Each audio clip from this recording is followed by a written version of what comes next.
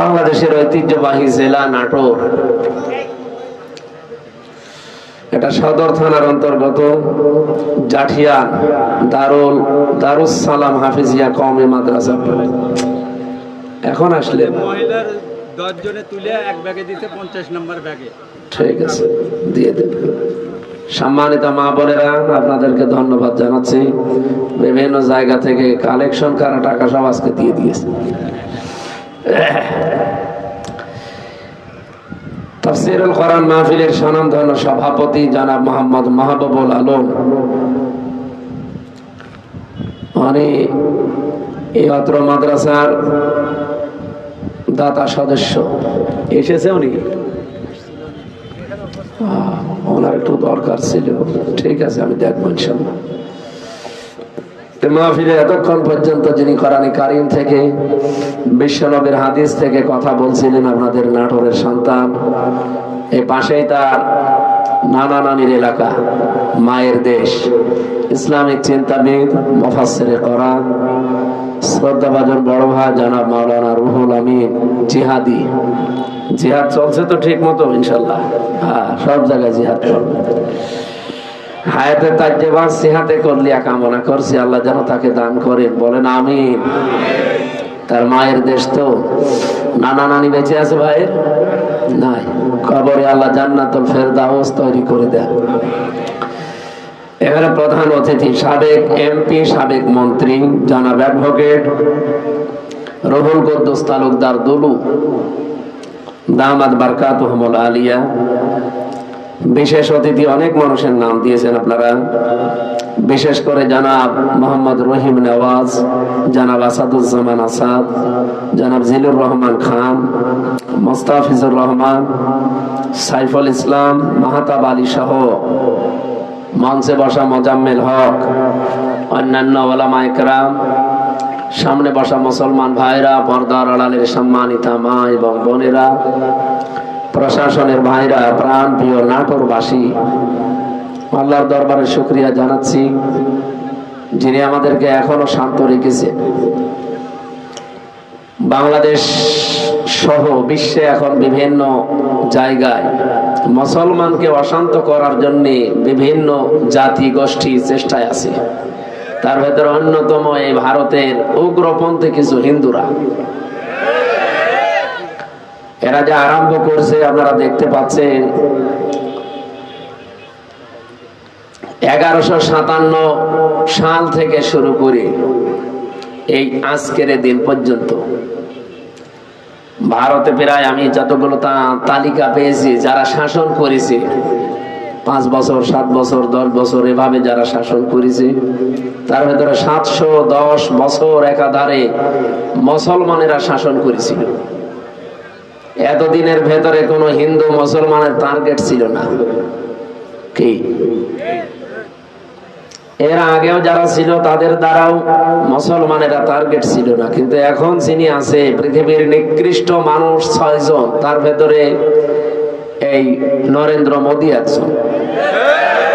এই লোকটার নাম আমি মুখে নিলে আমার কেমন যেন মনে হয় আরেকবার ওযু করি। এটা টাটকা নির্ভেজাল শয়তান। আমি তো আর শয়তান দেখিনি কোনোদিন।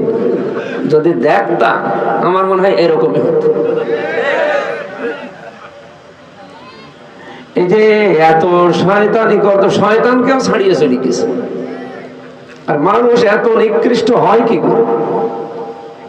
আমার মনে হয় ওর সাথে যদি জানোয়ারের তুলনা দেয়, তো জানোয়ার বলবে হুজুর আপনি মাফ করেন আমার, ওর সাথে আমার তুলনা দেবেন না, কারণ ওর চাইতে আমি ভালো। যাদের শ্রবণ শক্তি আছে, শোনার পরেও তারা না শোনার ভান করে থাকে। যাদের দর্শন শক্তি আছে, এটা দেখার পরেও না দেখার ভান করে থাকে। যাদের হৃদয় আছে, কলব আছে, অন্তর আছে, ভাবার পরেও ভাবে না। আল্লাহ বলেন এগুলো মানুষ বলা ঠিক না। উলাইকা কাল আনআম বাল হুম আদাল, এরা জানোয়ারের চাইতেও খারাপ। উলাইকা হুমুল গাফিলুন, এরা গাফেল। এই জন্য এদের কানে এগুলো হয়তো পৌঁছাবে না। কিন্তু হালকা পাতলা যাদের বিবেকে কাজ করে, তারা এর পেছনে থাকে। কিভাবে থাকে? আমাদের বাপদাদা পূর্বপুরুষ যারা, তারা ভারতবর্ষে বহু জায়গা অক্ষ করেছিল। ওরা এখন এই অক্ষ আইন নতুন করে তৈরি করে মুসলমানদের এই সম্পদগুলো মসজিদের জায়গা বলে, খানকার জায়গা বলে, ঈদগার জায়গা বলে, মাদ্রাসার জায়গা বলে, সবগুলো এখন তারা দখল করে নিজেদের দখলে নিয়ে নিচ্ছে। শুধু এদের ভেতরে না, তামাম পৃথিবীতে আরো একটা নিকৃষ্ট জাতি আছে, তারা ইহুদি। 1940 সালে তাদেরকে এই যে আমাদের রোহিঙ্গাদের মতো থাকতে দিয়েছিল এই ফিলিস্তিনের ভাই বোনরা, দয়া করেছিল তাদের প্রতি, অথচ দেখেন এখন তারাই দয়ার পাত্র হয়ে গেছে। তাদেরকে নিজেদের বাড়ি ঘরকে উৎখাত করে তাড়িয়ে সেই জায়গা তারা দখলবাজি করে সব নিজেদের আয়ত্তে নিয়ে নিচ্ছে। পৃথিবীর মুসলিম শাসক যারা আছেন, 57টা মুসলিম দেশ আছে পৃথিবীতে, এটা রেকর্ড হচ্ছে, এই জন্য জানাচ্ছি। প্রত্যেকটা মুসলিম দেশের এখন উচিত তাদের ইমানের দাবি অনুযায়ী পৃথিবীর 2টা নিকৃষ্ট জাতি ইহুদি এবং মুশরিক, তাদের বিরুদ্ধে অন্তত সোচ্চার হওয়া। যার যেখানে যা আছে যতটুকু ওইটা নিয়ে দাঁড়িয়ে যাওয়া, মোকাবেলা করা, প্রতিরোধ করা, প্রতিবাদ করা। যদি না করে, বিশ্বের 210 কোটি মুসলমান যে রাষ্ট্রে আছে, এরা ইমানের দাবি অনুযায়ী হলেও যদি রাস্তায় নেমে আসে না, চেয়ারে থাকতে পারবেন না। এপ্রিলের 12 তারিখে হালকা আমরা বাংলাদেশে দেখিয়েছিলাম, কি কথা বুঝেন? 12 তারিখে দেখানোর পরেই 13 তারিখে অলরেডি একটা বৈঠক হয়েছে লন্ডনে, আপনারা হালকা পাতলা জানেন। এর পরের দিন ট্রাম্পের সহকারী উপমন্ত্রী, বিশেষ করে এই সমস্ত এলাকাগুলো, এই সমস্ত দেশগুলো যার কন্ট্রোলে, সে বাংলাদেশে ইসলামপন্থী যারা আছে তাদের ভেতরে অন্যতম বাংলাদেশ জামাত ইসলামী, তাদের কেন্দ্রীয় আমিরকে ডাক দিয়ে কিছু কথা গোপনে হয়েছে, ওগুলো এখনো ফাঁস করা ঠিক না। আপনি চিন্তা করতে পারেন, ট্রাম্পের উপমন্ত্রী একজন বাংলাদেশ জামাত ইসলামী এবং ইসলামপন্থী যারা আছে তাদেরকে ডাক দিয়ে বৈঠক করে, এটা কি ভেতরে কোনো কারণই নেই নাকি? আমাদের নাম শুনলে যারা 2-3 বার করে বমি করে, আর তারা এখন ডাকতেছে। বিশ্ব দেখিয়ে দিয়েছে, বিশেষ করে এপ্রিলের 12 তারিখ বাংলাদেশ একটা ইতিহাস বানিয়েছে। এতদিন পর্যন্ত যারা এই দেশে অন্তত একটু হালকা পাতলায় আশায় ছিল যে বাবু আবার আসবে, 12 তারিখের পর থেকে তাদের আশা গুড়ে বালি। এই জন্য 15 তারিখে যে মানুষগুলো ফ্যাসিস্ট ছিল, স্বৈরাচার ছিল, তাদের দোসর যারা, তারা এখন অনেকে জেলখানায় আছে, এখন অনেকে পালিয়ে আছে। জেলে 8 মাস পর্যন্ত আমরা দেখতাম তাদেরকে আদালতে তুলতে হলে জামায় আদরে নিয়ে যেত। কিন্তু গত পরশুদিন যা করেছে, পেছনে হাত বেঁধে হ্যান্ডকাপ লাগিয়ে কথা বললে চড় দেবে, এইরকম একটা দৃশ্য আমরা দেখতে। তার মানে প্রশাসনে এখন বুঝতেছে যে না, ও বুবুর দ্বারা আর হবে না। বাবু যতই চাপাবাজি করুক না কেন, ও চাপা সব শেষ। এই জন্য এই সমস্ত মন্ত্রীদের, এমপিদের, এত বড় বড় নেতাদের সামনে প্রশাসন 2-3 হাত দূরে থাকতো, আর এখন পেছনে হাত বেঁধে চোরের মতো, ডাকাতের মতো নিয়ে যাচ্ছে। এতটুকুতে হবে না, আমার মনে হয় এদেরকে মাথায় দড়ি দিয়ে, ডান্ডা বেড়ি পরিয়ে আলেমদের সাথে যা করেছে এই 15.5 বছরে, ওদের সাথে তাই করা দরকার। কামরুল টাক কালকে দেখেছেন না কি করে হাত বেঁধে পেছনে নিয়ে যাচ্ছিল, মনে হচ্ছে যে গরু চুরি করিস। আসলে তো এগুলো চোর ছিল। আমরা চাচ্ছি এই যে এই দেশে যারা এখন খুব বেশি বেশি বলছেন যে নির্বাচন চাই, নির্বাচন চাই, প্রত্যেকে আমরা এর পক্ষে আছি। কারণ এই দেশে যতদিন নির্বাচিত সরকার না বসবে, ততদিন পর্যন্ত অনেকের ষড়যন্ত্র বন্ধ হবে না। এটা বন্ধ করার জন্য নির্বাচিত সরকার মাস্ট বি দরকার, কিন্তু তার চাইতেও আগে দরকার যে 2732 জন মানুষ জীবন দিল, তাদের রক্তের অন্তত কিছু দেখানো। কেন তারা রক্ত দিয়ে গেল? কোনো কাজ নেই? আপনি কি মনে করেন আবু সাঈদের জীবনের কোনো দাম নেই? মুগ্ধর জীবনের কোনো দাম নেই? রায়হানের জীবনের কোনো দাম নেই? তার জীবনও আমার আপনার মতো নিজের কাছে এরকম মূল্যবান ছিল। এখানে গল্প করেন কোন কারণে? একটা কথা বলবেন, এদিকে তাকিয়ে থাকেন।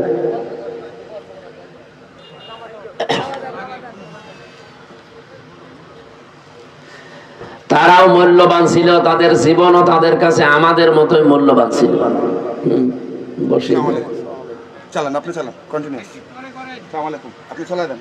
সম্মানিত ভাইরা, আমরা চাচ্ছি সবচাইতে বেশি যে মানুষগুলো এই 15.5 বছরে পৃথিবীর নিকৃষ্ট মানুষ যে 6 জনের নাম বললাম, তার ভেতরে আর একজন যিনি পালিয়েছে উনি। আপনি এখন ইন্টারনেটে সার্চ দেন, 6 জনের নাম আসবে পৃথিবীতে নিকৃষ্ট মানুষ তারা। তার ভেতরে নরেন্দ্র মোদী একজন। আমি নাম নিলাম না, আমাদের দেশেরটা বদনাম হয়ে যাবে, এখানে রেকর্ড হচ্ছে তো, ওইটাও একজন। মানুষ এত খারাপ হতে পারে আর এত নিচে নামতে পারে? কয়েকদিন আগে একটা ভিডিও ছেড়েছিল, হ্যাঁ দেশের মানুষ শুধু আমারই গালি দেয়, আমারই দোষ, আমি সব একা খেয়েছি আর কেউ খায়নি, আমার ছোট বোন যে এত খাইলো তারে কিছু বলে না। এরপরে শব্দ আর বলা যাচ্ছে না। সবগুলো খালি খায় খায় পাঠিয়েছিল। আপনি কি করেছে দেশে? আমি কয়েকদিন আগে মালয়েশিয়া, সিঙ্গাপুর, থাইল্যান্ড এই দেশগুলোতে ছিলাম। এই শয়তানরা অধিকাংশ গুলো ওই দেশগুলোতে পালিয়েছে, কিন্তু ওই সাহেব পাড়া বানিয়েছে, থাকে না। সেকেন্ড হোম যেখানে, সেখানে তালা লাগানো, থাকে হচ্ছে হোটেলে। যে হোটেলে উঠি দেখি নিচে 2 জন বসে চা খাচ্ছে। কি গো হুজুর, আমরা আগেই পালিয়েছি। পালালেন কেন?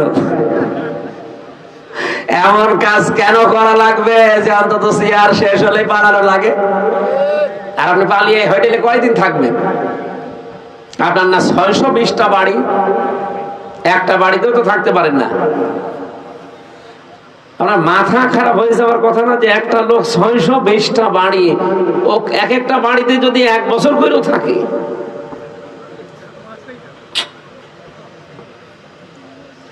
এই টাকাগুলো বাইরের দেশে পাচার না করি, এগুলো যদি বাংলাদেশে কর্মসংস্থান তৈরি করতেন। 36 লাখ যুবক এখন বেকার বাংলাদেশে। এই মানুষগুলো দেখলাম বাইরের দেশে যে রাস্তা ঝাড়ু দেয়, রুটি বানায়, থালা বাসন মাজে, পায়খানা সাফ করে। এরা দেশে টাকাগুলো পাচার না করলে এই দেশের টাকা দিয়ে সম্মানজনক কর্মজীবন তৈরি করা যেত। কিন্তু নিজের এখন আর ভোগ করতে পারছেন না। আমাদের কপালেও আপনারা আগুন লাগিয়ে গেলেন। কি ঋণ এখন জানেন? এই দেশে এখন কেউ জন্ম নিলে 1,02,000 টাকা ঋণ তার মাথার উপরে, অথচ এগুলো সব জন্মে দায়ী এই 1628 জন মানুষ মাত্র। এই 1628 জন যদি ঠিক হয়ে যেত না, এই দেশটা মালয়েশিয়ার মতো ঠিক 2004 সাল থেকে দাঁড়িয়ে যেত। মালয়েশিয়ার মতো দেশ এই বাংলাদেশের চাইতে প্রায় 5 ডবল এত বড় দেশ, অথচ এরকম সমতল ভূমি খুব কম, শুধু পাহাড় আর পাথর। এরকম একটা দেশকে মাহাথির মোহাম্মদ দাঁড় করিয়ে দিয়েছে বিশ্বের বুকে আছে। আর আমরা যে জায়গায় ছিলাম আরো নিচে নামতেছি। বলে ডিজিটাল হয়েছে। কিসের ডিজিটাল? টাল হয়ে গেছে।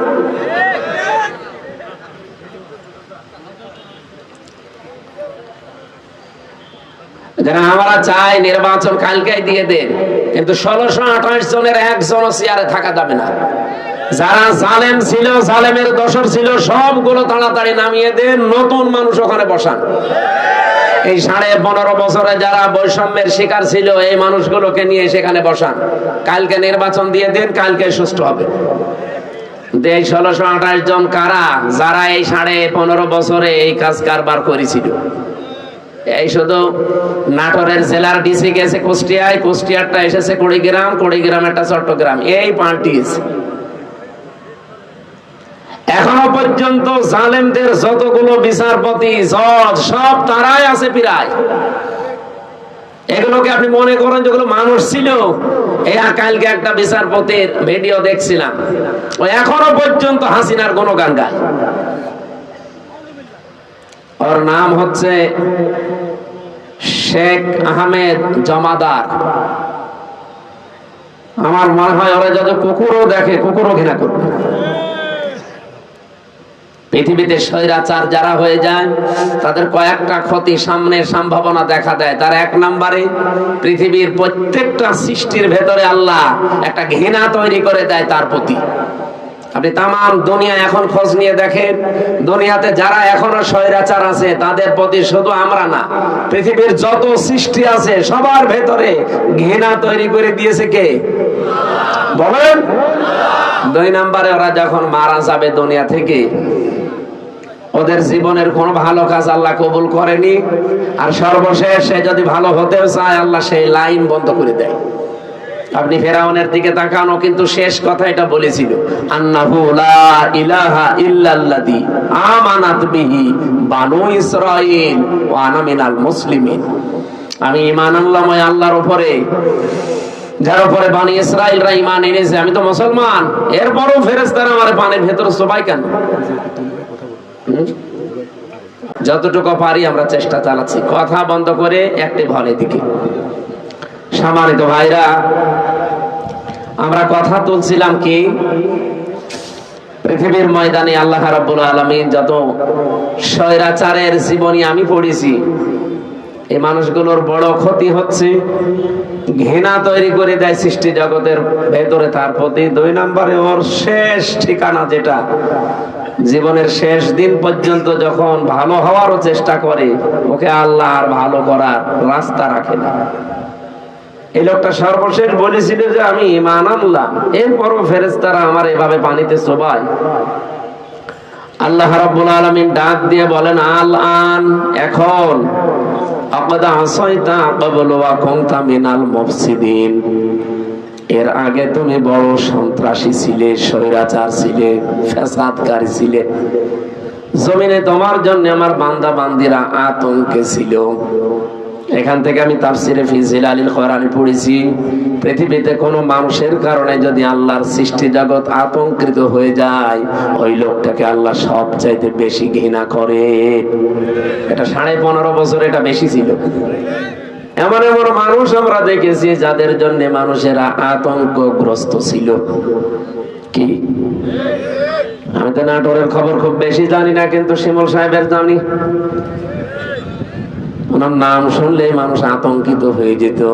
কি জানি না, কিন্তু ভেতরে অবশ্যই এরকম কিছু আছে। দোলো সাহেবের মতো মানুষদের ওনার সাথে পেরিয়ে দেয়নি। আপনি চিন্তা করতে পারেন, দোলো বাংলাদেশে যদি 20 জন থাকে তার ভেতরে একজন অন্তত, আর সে পর্যন্ত এর সাথে পারে না। তার মানে এই লোকটা কি আপনারা নিজেরাও ভালো জানেন। ইন্নামা নুমলি লাহুম লিয়াজদাদু ইসমা, মানুষ যখন পাপ করতে করতে সীমা ছাড়িয়ে যায়, আল্লাহ পাক বলেন ওয়ালাহুম আযাবুম মুহিন, তার জন্য অপমানজনক নেককার শাস্তি, নেককার অপমানজনক শাস্তি আমি একটার পর একটা রেডি করে রাখি। কোরআনের 2টা আয়াত আমার কয়েকদিন আগে আমার নজরে এসেছে। এর আগে আমি বহুবার পড়েছি, কিন্তু এইটা এইভাবে যে আছে আমি জানতাম না।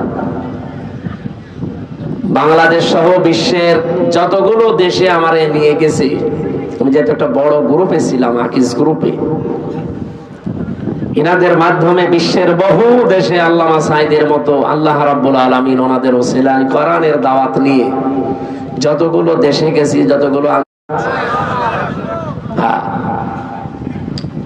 আল্লাহ পাক বলেন ফাইন্না মাআল উসরি ইসরা, ইন্না মাআল উসরি ইসরা, 2 বার রিপিট করলেন। আর উসরুন মানে কষ্ট, এই শব্দের আগে আল্লাহ পাক দিয়েছেন।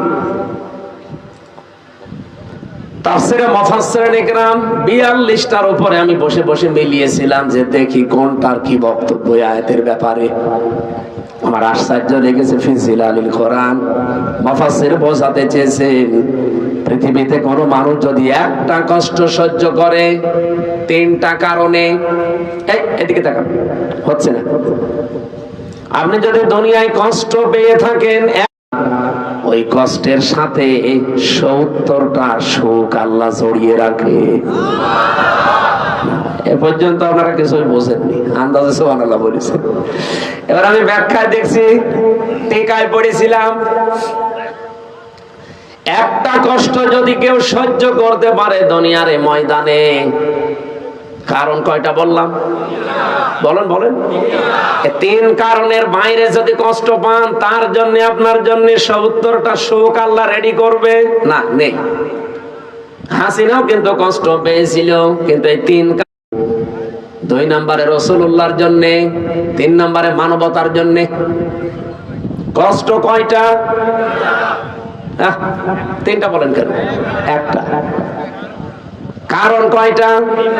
এই 3 কারণের ভেতরে যে কোনো এক কারণে যদি দুনিয়ায় কেউ একটা কষ্ট পেয়ে থাকে, আল্লাহ যেহেতু মার পরে আলিফ লাম দিয়ে নির্দিষ্ট করে দিয়েছেন কষ্ট একটা, কিন্তু ইসরাটা নির্দিষ্ট নেই। কমপক্ষে 10 থেকে 70টা পর্যন্ত সুখ, শান্তি, কল্যাণ দুনিয়া আখিরাত মিলিয়ে আল্লাহ তার সাথে জড়িয়ে রাখবে। আর 15.5 বছরে আমরা যেন সত্যিই কষ্ট পেয়েছি, কেউ আল্লাহর জন্য, কেউ রাসূলুল্লাহর জন্য, কেউ মানবতার জন্য। এই কথা বললেন না? অবশ্যই এই 3 কারণের বাইরে অনেকে কষ্ট পেয়েছে, তাদেরটা আমি তাফসিরে পড়ি নাই, এজন্য বাদ। 3 কারণের যে কোনো একটা কারণে যদি আপনি কষ্ট পেয়ে থাকেন, আল্লাহর কসম, কোরআনের আয়াত, আল্লাহ গ্যারান্টি দিয়েছেন মাআল উসরি ইসরা, অবশ্যই দুনিয়া আখিরাত মিলে আপনাকে 70টা সুখ, শান্তি ভোগ করাবে। শুধু করাবে না, শেষে হর্ষাই আছে, করাবে।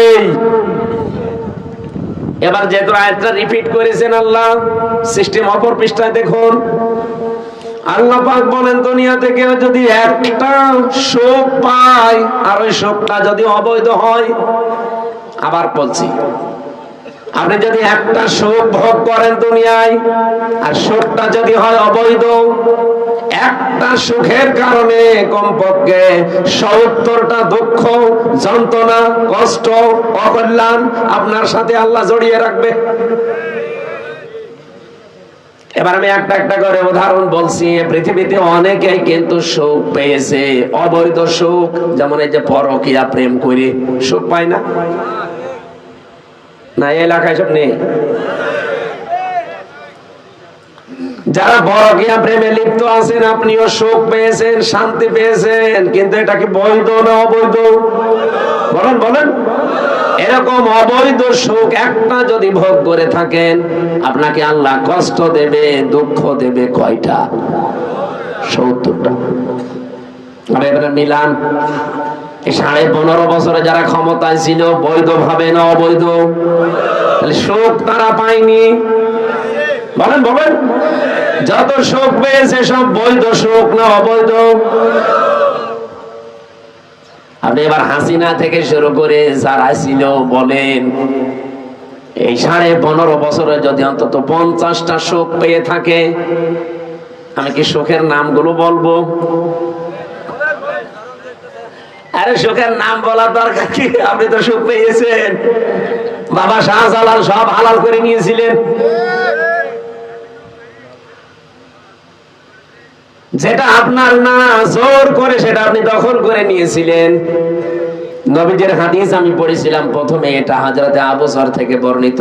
বিশ্ব নবী বলেন, মানিদ দাআ মা লাইসা লাহু ফালাইসা মিন্না ওয়ালিয়াতাবাওয়া মাকআদাহু মিনান নার। মুসলিম শরীফের হাদিস। এদিকে তাকান। 1 নম্বরে নবীজি বলেন, দুনিয়ার এই ময়দানে যেটা তোমার না, জোর করে যদি ওটা কেউ জোর জবরদস্তি করে দখল করে নেয়, 2টা শাস্তি তার জীবনে মাস্ট বি হবে। 1 নম্বরে ওই দিন থেকে ফালাইসা মিন্না, ও আমার উম্মত থেকে বের হয়ে গেছে। 2 নম্বরে ওয়ালিয়াতাবাওয়া মাকআদাহু মিনান নার। আল্লাহ পাক বলেন, নবীজি বলেন, এটা মুসলিম শরীফ যে নবীজির কথা, ও নিজের জায়গা যেন জাহান্নামে একটা লিখে বরাদ্দ করে রেখে দিয়েছে। হ্যাঁ, এখানে হাদিসের ব্যাখ্যায় মুহাদ্দিস যারা, তারা ব্যাখ্যা করতে গিয়ে দিয়েছেন, যে জিনিস আপনার না, ওইটা যদি আপনি আবার নিয়ে নেন, আপনার জন্য এই দুইটা শাস্তি।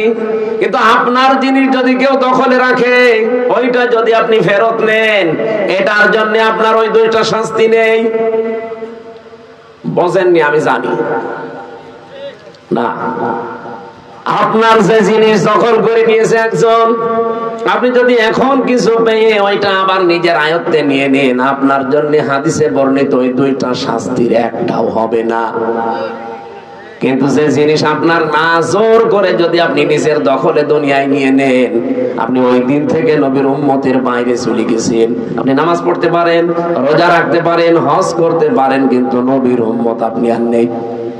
কিন্তু ওটা যদি আপনারই ছিল, দখল করেছিল একজন, সেটা আপনি আবার ফেরত পেয়েছেন, আপনার জন্য শাস্তি না? এই বাংলাদেশে অনেকের নামে আমরা দেখি খালি সাদাবাজির কথা শুনলে, একজনের জিনিস নিয়ে নিয়ে এটা শুনলে খালি এক দলের প্রতি আর এক দলের প্রতি এই যে কাদা ছোড়াছড়ি চলছে। আরে ভাই, আপনাকে আগে বাস্তবতা বোঝা লাগবে। যে লোকটার কাছ থেকে 15.5 বছরে আপনি কত কিছু নিয়েছেন, নিজের বিবেককে জিজ্ঞাসা করেন। এই মানুষগুলো যদি এখন সেগুলো ফেরত পায়, ফেরত নিয়ে নেয়, সে তো আর জোর জবরদস্তি করে নেয়নি, তার নিজের জিনিস সে নিয়েছে। এরকম কিছু যদি হয়ে থাকে, তাহলে হাদিসের এই দুইটা শাস্তি তার জন্য না। আমি আবার বলছি, আমি আমি নিজে একজন ভিকটিম। এই 15.5 বছরের ভেতরে, বিশেষ করে 3 বছর জেলে থাকাকালীন, আমার বাবার বৈধ সম্পদ, এবং আমি চাকরি করতাম আকিজ গ্রুপে, খতিব ছিলাম, সেখান থেকে তারা অবৈধভাবে বহু টাকা এমনিতেই দিয়েছিল। নাকি আমার কাছে টাকা পাইতো? বলেন। আমার ধরার পরে বলেছিল 50টা মামলা দেব, এক্ষুনি 10 লাখ টাকা দেওয়া লাগবে। বাবা তো গ্রাম্য মানুষ, জমি জায়গা বিক্রি করে যা তা করে ওরে 8 লাখ সঙ্গে সঙ্গে দিয়েছিল। ও শয়তান তারপরও আরেকটা মামলা দিয়েছিল।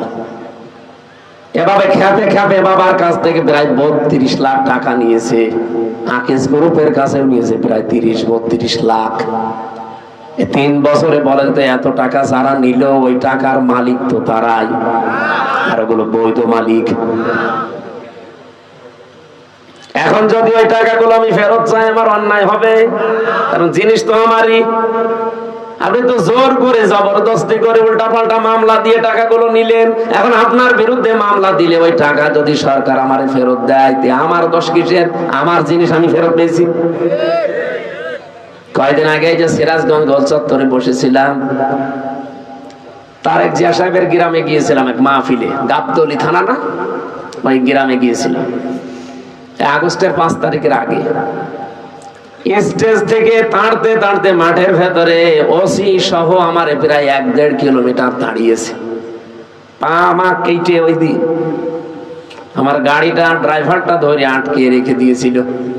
পরবর্তীতে যাদের পাঠালাম তাদের বলেছে টাকা দিতে বলেন। কিসের টাকা? দেওয়া লাগবে। 1,13,000 টাকা গুছিয়ে দিয়েছিলাম বিভিন্ন জায়গা থেকে। ওই দিন তো আমি নিজেই পালিয়ে বেড়াচ্ছি। মে মাসের মনে হয় শেষের দিকে হবে। আগস্টের 5 তারিখের পরে সেই দেশ পরিবর্তন হয়ে গেছে, ওর নামে বিভাগীয় মামলা হয়েছে। ওর এখান থেকে পাঠিয়ে দিয়েছে কক্সবাজারের টেকনাফে। ওর বন্ধু এখানে চাকরি করে, আর একজন খোঁজ পেয়েছে যে আমার মাহফিল সিরাজগঞ্জে, ওই জায়গা থেকে চলে এসেছে।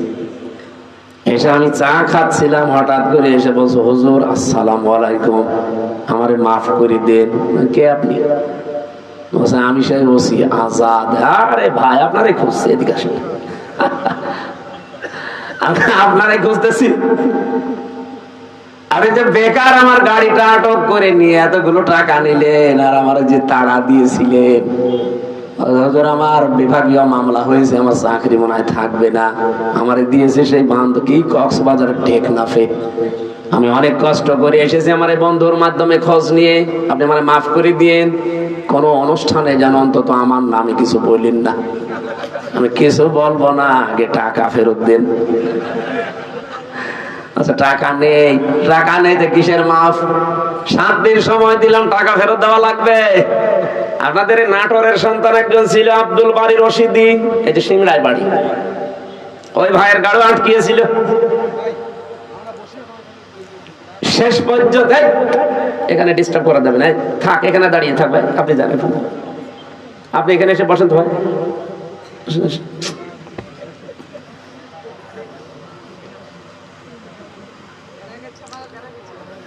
কথা বলা যাবে না ভাই।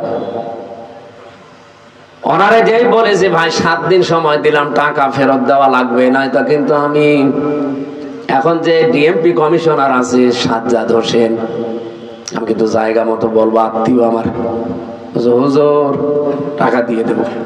7 দিন পরে 1 লাখ টাকা ফেরত দিয়েছে।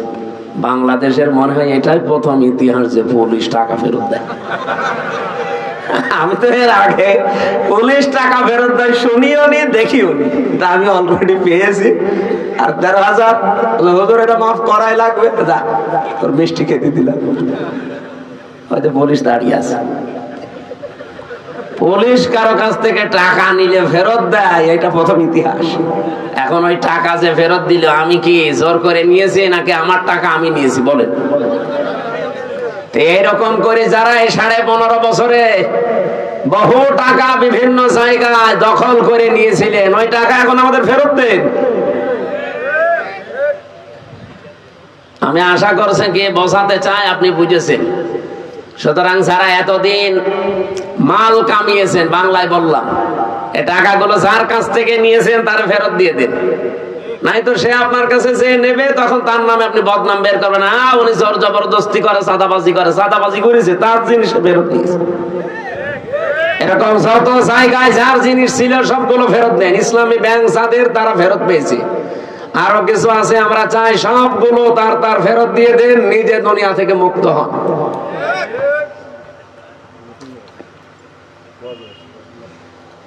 একজন ওসিকে পেয়েছিলাম জেলখানায়, আমি তো ফাঁসির কন্ডেম সেলে থাকতাম সব সময়। উনি আমার এসে একদিন বলছো, হুজুর আপনি তো তওবার কথা বলেন। আমি ওখানে ভেতরে ওই অক্তীয় নামাজ পড়াতাম, আমার পেছনে নামাজ পড়ার জন্য অনেকে আসতো। নামাজের পরে 2-3 মিনিট করে কথা বলতাম। একদিন তাওবার বিষয়ে কথা বললে উনি আমারে বলছে, হুজুর আমি একটা তাওবা করেছি, দেখেন তো আমার তাওবা হয়েছে কিনা। কি? সেই যে নির্বাচন গেল, আমি বাইরে ছিলাম, এখন আমার 8 বছর জেল, একটা হত্যা মামলার। আমি ওই সময় রাত 12টার পর থেকে আমার লোকজন নিয়ে ভোট কাটা আরম্ভ করেছিলাম। ফজরের আজান পর্যন্ত কাজ কাম করিয়ে সব জায়গা মতো পাঠিয়ে দিয়েছি। এরপরে গোসল করার পরে ওযু করে 2 রাকাত তাওবার নামাজ পড়ে বললাম, আস্তাগফিরুল্লাহ। আমার এই তাওবা কি হয়েছে? না, আপনার ইয়ার কি হয়েছে? এটাকে তাওবা বলে? আপনি কি আল্লাহর কাছে দোষ করেছেন যে আস্তাগফিরুল্লাহ পড়ছেন? আপনি তো দোষ করেছেন হামজার কাছে। একটা এমপি বানাতে 3.5 লাখ 4 লাখ হামজা লাগে, হামজার বউ লাগে। এই কথা বলছেন না কেন? আপনি তাদেরটা নিজে সব একা দিয়ে দিলেন, আর এখন বলছেন আস্তাগফিরুল্লাহ। আপনার মাফ হতে পারে, তাওবা কবুল হতে পারে যদি বের হওয়ার পর ওই 3.5 লাখ 4 লাখ হামজার বর কাছে যে বলবেন যে এই ভুল করে ফেলেছিলাম, আমারে মাফ করে দিন। তারা মন থেকে যদি বলে ঠিক আছে মাফ করে দিলাম, আপনি মাফ পাবেন। আর তারা যদি বলে না কিসের মাপ, আপনাকে আমরা থাপড়াবো, প্রত্যেকে একটা করে থাপ্পড় দেবো, তাই খাবেন। কি কথা বলছেন? দুনিয়ায় বিচার যদি না হয়, কিয়ামতের দিন আল্লাহ নিজে বিচার করবে। কারণ আপনি তারা আল্লাহর হক নষ্ট করেননি, হক নষ্ট করেছেন হক বলে বান্দার হক। কিন্তু আপনার জন্য আমার আফসোস, আপনি হয়তো 8 বছর জেল খাটার পরে বের হয়ে যাবেন, বের হয়ে দেখবেন অনেক হামজা দুনিয়া থেকে মারা গেছে। কি? অনেক হামজার বউ দুনিয়ায় নেই, তারাও মারা গেছে। আপনি তাদের কাছে মাফ চাবেন কি করে? এটা আপনার জন্য সবচাইতে বড় ভয়ঙ্কর বিষয়। 15.5 বছরে যারা অবৈধ সুখ পেয়েছেন, একটা আপনার জন্য 70টা অপমান অপেক্ষা করছে। এই কথা বলে ঢাকা, আমি এটা বানিয়ে বলছি। সূরা আলাম নাসরা 5 এবং 6 নম্বর আয়াত বাড়ি যে মিলিয়ে দেখবেন এই কথাগুলো আছে।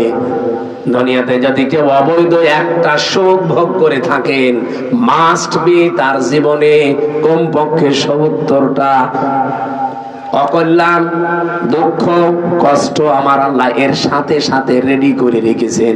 এই জন্য আল্লাহ মার পরেই দিয়েছেন উসরুন। আল্লাহ মাটা না দিলে অর্থ হয়ে যেত ইন্নাল উসরি ইসরা, অর্থ হয়ে যেত। কেন আল্লাহ ইন্নার পরে মা দিলেন? আমি চিন্তা ভাবনা করে কোরআন পড়ি, আন্দাজে কোনো বিষয় আমার ভেতরে যায় না, আমি পড়িও না ওইভাবে যে আমি পড়েই যাব, আন্দাজে না, যে কোনো শব্দ নিয়ে আমি চেষ্টা করি এর একেবারে নিচে যাওয়ার। আমার এই ছোট্ট মাথার ভেতরে এখন এই গবেষণাটা এসেছে, দুনিয়ায় যদি কেউ একটা অবৈধ সুখ ভোগ করে থাকেন, আল্লাহ পাক দুনিয়া আখিরাত মিলে আপনাকে অপমান করবে কমপক্ষে 70টা। এতদিন যারা এগুলো ভোগ করেছেন, বলেন তো এই 15.5 বছরে যদি 50টা সুখ ভোগ করে থাকেন, তাহলে এক একটা 70টা হলে 50টা সুখ ভোগ করলে কতগুলো অপমান?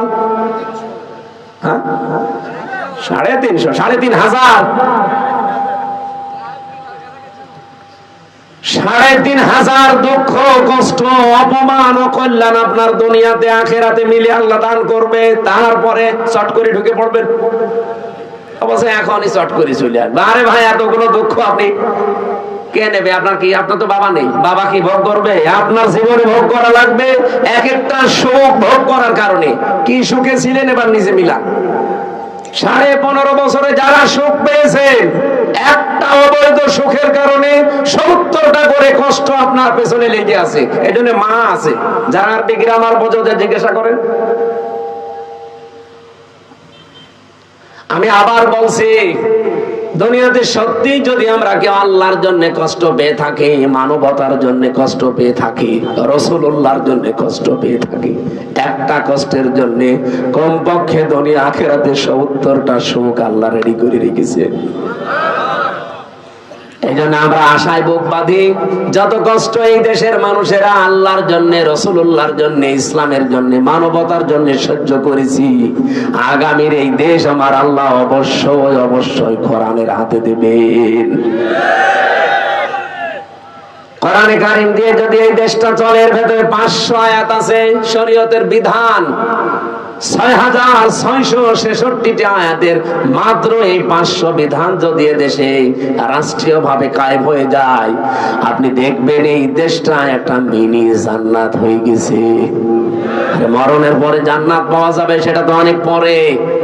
প্রতিদিন যে দোয়া করেন, রব্বানা আতিনা ফিদ দুনিয়া হাসানা ওয়া ফিল আখিরাতি হাসানা ওয়া কিনা আযাবান নার, আল্লাহ দুনিয়া দাও আগে, এরপরে আখিরাত দিও। কেউ কি আগে বলে আখিরাত দিও তারপরে দুনিয়া দিও? বলে কেউ? কেউ বলে না। আর আল্লাহ ওইভাবে শেখানো নি, উনি শিখিয়েছেন ধারাবাহিক। কাবা শরীফে গিয়ে দেখলাম রকনি আমিনি থেকে শুরু করে হজরে আসওয়াদ, এই জায়গাটা লক্ষ লক্ষ হাজিরা যাবার সময় এই আয়াতটা পড়ছে, রব্বানা আতিনা ফিদ দুনিয়া হাসানা ওয়া ফিল আখিরাতি হাসানা ওয়া কিনা আযাবান নার। বলেন আমিন। দুনিয়ায় আগে শান্তি দরকার। দুনিয়ায় শান্তি, স্বস্তি, নিরাপত্তা যদি সত্যি আমরা পেতে চাই, এটার বিকল্প দুনিয়ায় কিচ্ছু নেই। কারণ বহু মানুষ চেষ্টা করেছে এর আগে এটা বাদ দিয়ে, শান্তি দিতে পারে নাই। আপনি তাকান এই পৃথিবীর দিকে, কত মানুষ শান্তি দেওয়ার জন্য চেষ্টা চালিয়েছে, কিন্তু কাঙ্ক্ষিত মানের শান্তি দিতে পারে নাই। উন্নত দেশগুলোতে আপনি মনে করেন খুব শান্তিতে আছে, কোরআনের আইন বাদ দিয়ে না। আমি বাইরের দেশগুলোতে, আমাদের নরসিংদীর বাবুরহাটের মতো শান্তি পাইনি। রাত 8টা, 8:30টার পরে বড় বড় মার্কেট গুলো, শপিং মল সব বন্ধ করে দেয়, কারণ নিরাপত্তা দেওয়ার মতো তাদের হাতে কোনো মাল ম্যাটারেস নেই। এত পাহারাদার, এত উন্নত প্রযুক্তি, এইটা যদি থাকে, তারপরও তো বাংলাদেশে এটা এখন নেই। আপনি নরসিংদী বাবুরহাটে রাত 12টা, 1টা, 2টা নেই, দেখেন মানুষ কিভাবে ব্যবসা করছে। হযরত ওমর জানিয়েছিলেন, কোরআনের 500 আইন যদি পৃথিবীতে কায়েম হয়ে যায়, হাজরে আসওয়াদ থেকে হাজরা মাউত পর্যন্ত, সানাই থেকে হাজরা মাউত, এ বিশাল রাস্তা। একজন সওদাগার লক্ষ লক্ষ টাকার মালামাল নিয়ে চলতে থাকবে, একজন যুবতী মেয়ে পোড়া শরীরে গহনা গাঁটি নিয়ে চলতে থাকবে। ওর মনের ভেতরে একটা ভয় কাজ করবে না, শুধু আল্লাহর ভয় বাদে অন্য কারো। আমরা তো ওই রকম পরিবার চাই, ওই রকম সমাজ চাই, ওই রকম দেশ চাই। টেকনাফ থেকে তেতুলিয়া পর্যন্ত একজন মানুষ লক্ষ লক্ষ টাকা নিয়ে আসবে, ওর মনের ভেতরে ছিনতাইয়ের ভয় থাকবে না, চুরির ভয় থাকবে না, কোনো ডাকাতির ভয় থাকবে না। একটা ভয় থাকবে কার? বলেন বলেন। মিনি জান্নাত হয়ে যাবে দেশটা। ওই দৃশ্যটা আমরা চোখে দেখতে চাই। জীবনে প্রতিদিন আমার মনে হয় এই দোয়াটা আমি অন্তত যে কোনো একবার করি, আল্লাহ পৃথিবীতে কিছুই যদি তোমার কাছে কবুল না হয়, 3টা বছর বিনা কারণে জালেমদের জিন্দানখানায় বন্দী ছিলাম, কষ্ট তো কম বেশি পেয়েছি, ওরা আর আমাদেরকে আরো বেশি কষ্ট দিয়েছে। আমি তারেক জিয়া সাহেবের পিএস জনাব মিয়া নুরউদ্দিন অপু ভাই, ওনার বন্ধু গিয়াসউদ্দিন মামুন ভাই, এই 2 জনের সাথে আর আল্লামা মামুনুল হক, এই 4 জন আমরা পাশাপাশি ছিলাম 3 বছরে। মিয়া নুরউদ্দিন অপু ভাই আর মামুনুল হক, এই 2 জনের যে স্যাক্রিফাইস আমার প্রতি আমি জীবনও বলতে পারবো না। এই জন্য যেখানে যাই আমি অপু ভাইয়ের জন্য, মামুন ভাইয়ের জন্য, মামুনুল হকের জন্য আগে দোয়া করে নেই, আল্লাহ পাক দুনিয়া আখিরাতে তাদের যেন উত্তম পুরস্কার দান করেন। বহু কষ্ট পেয়েছে লোকগুলো বিনা কারণে, বিশেষ করে অপু ভাইয়ের মতো মানুষ। এখন পরিবর্তন হয়ে গেছে যতটুকুই, কি কষ্ট দিতে মানুষ। 24 ঘন্টা সিসি ক্যামেরা লাগিয়ে 2 জন পাহারাদার আমাদের 4 জনের জন্য আলাদা বসানো, 24 ঘন্টা তালা লাগানো, ফাঁসির কন্ডেম সেলে। মনে হচ্ছে আমরা কি করেছি। খালি ওনাদের তারেক জিয়ার সাথে সম্পর্ক আর আমাদের ইসলামের সাথে সম্পর্ক এই। তাছাড়া আমার কি দোষ পেয়েছিল বলে? আমারে মামলা দিয়েছে, আমি নাকি আনসারুল্লাহ বাংলা টিমের প্রধান, কি অসাতা আমি জানি না। সেই ভুয়া মামলা দিয়ে 3 বছর রেখে দিল। আরে জেলে দিলেও তো থাকা যায়, নাটোরে তো জেলখানা, জেলা কারাগার গুলোতে থাকা আর বাড়িতে থাকা প্রায় সমানই। কিন্তু আমাদের এই গেছিল হাই সিকিউরিটি জেলে, ফাঁসির সেল, কন্ডেম সেল, ওর ভেতরে আবার 24 ঘন্টা তালা লাগানো। কিছু পড়তেও দিত না। একবার কারারক্ষী দেবদুল্লাহ বললাম যে স্যার একটা বই নিয়ে এসে দিতে পারেন না?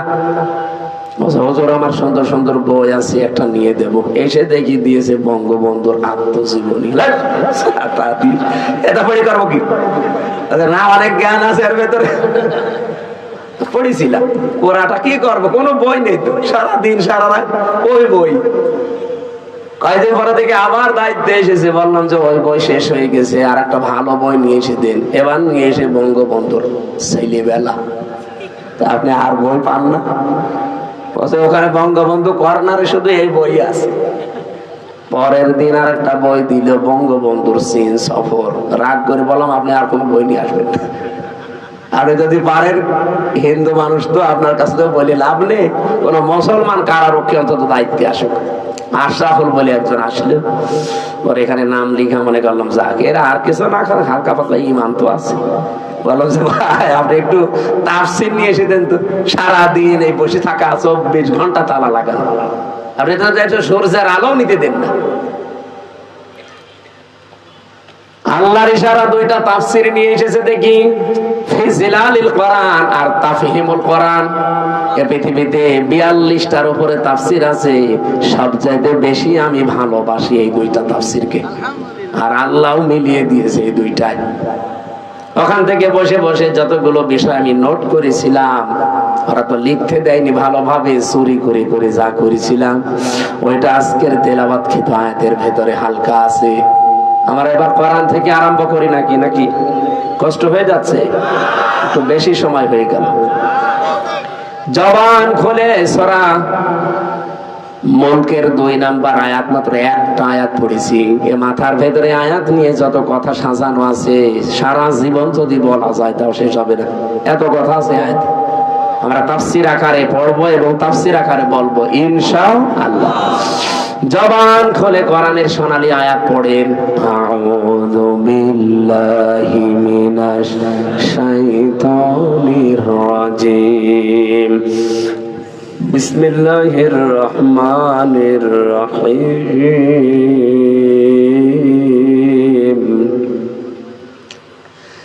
الذي خلق الموت والحياة ليبلوكم أيكم أحسن عملا وهو العزيز الغفور صدق الله العظيم। কোন সূরা জানো? মুলুক। মুলুক মানে রাজত্ব। মুলুক মানে আমরা যাই ভাবি, যাই করি না কেন, যাই চিন্তা ভাবনা আমাদের থাক, বিভিন্ন রাজনৈতিক দল করার কারণে আলাদা চিন্তা ভাবনা থাকতে পারে, কিন্তু রাজত্বের আসল মালিক কিন্তু আল্লাহ। এটা আপনাকে বিশ্বাস করা লাগবে। যদি এর ভেতরে অন্য কেউ ঢোকে আপনি মুশরিক। এই কথা বলছেন? রাজত্বের মালিককে ক্ষমতায় পৃথিবীতে কেউ দিতে পারবে না। আপনাকে ক্ষমতায় দিতে পারবে শুধুমাত্র আমার আল্লাহ। আপনার যদি অন্য কোনো বিশ্বাসের ভেতরে ঢোকে যে না আমেরিকা আমারে পারবে, ভারত আমারে পারবে, জনগণ আমারে পারবে, আল্লাহর কসম আপনার ঈমান শেষ, আপনি মুশরিক হয়ে গেছেন। কিয়ামতের দিন আমল আখলাক যদি মানুষের কমও থাকে, কিন্তু ঈমানটা যদি তার নির্ভেজাল থাকে, আমার আল্লাহ তারে মাফ করে দেবে। আমল আপনি গাড়ি গাড়ি করেছেন, কিন্তু ইমানের ভেতরে যদি ভেজাল থাকে, ওয়াকদিমিনা ইলা মা আমিলু মিন আমালিন ফাজআলনাহু হাবাআম মানসুরা। এই পৃথিবীতে কোন মানুষ যদি শিরিক যুক্ত আমল নিয়ে আল্লাহর কাছে হাজির হয়, যে এই দেখেন ওর আমলটা দেখার পরে আল্লাহ ধুলি কণার মতো ওর মুখের উপরে নিক্ষেপ করবে। আল্লাহর এক বান্দা এই আয়াতটা নিয়ে চিন্তা করছিলেন। এক বাজারে গেছে বাজার করার জন্য, হঠাৎ বাজারওয়ালা দোকানদারকে 100 টাকার একটা নোট দিয়ে বাজারগুলো সদাইগুলো দিয়ে দেন। অনেকটা এভাবে উলট পালট করে বলছে, হুজুরে টাকা চলে না, অচল টাকা। এর মাঝে যে একটা দাগ থাকার দরকার ওটা নেই, এটা জাল টাকা, ভেজাল। আপনি নিয়ে যান, অন্য সময় দিয়ে যাবেন। যেই বলেছে এটা জাল, অচল, উনি সেন্সলেস হয়ে গেছে। লোকজন এসে বলেছে দোকানদার এই লোকটাকে মেরেছেন। বলছে না, ওর হুঁশ ফেরান।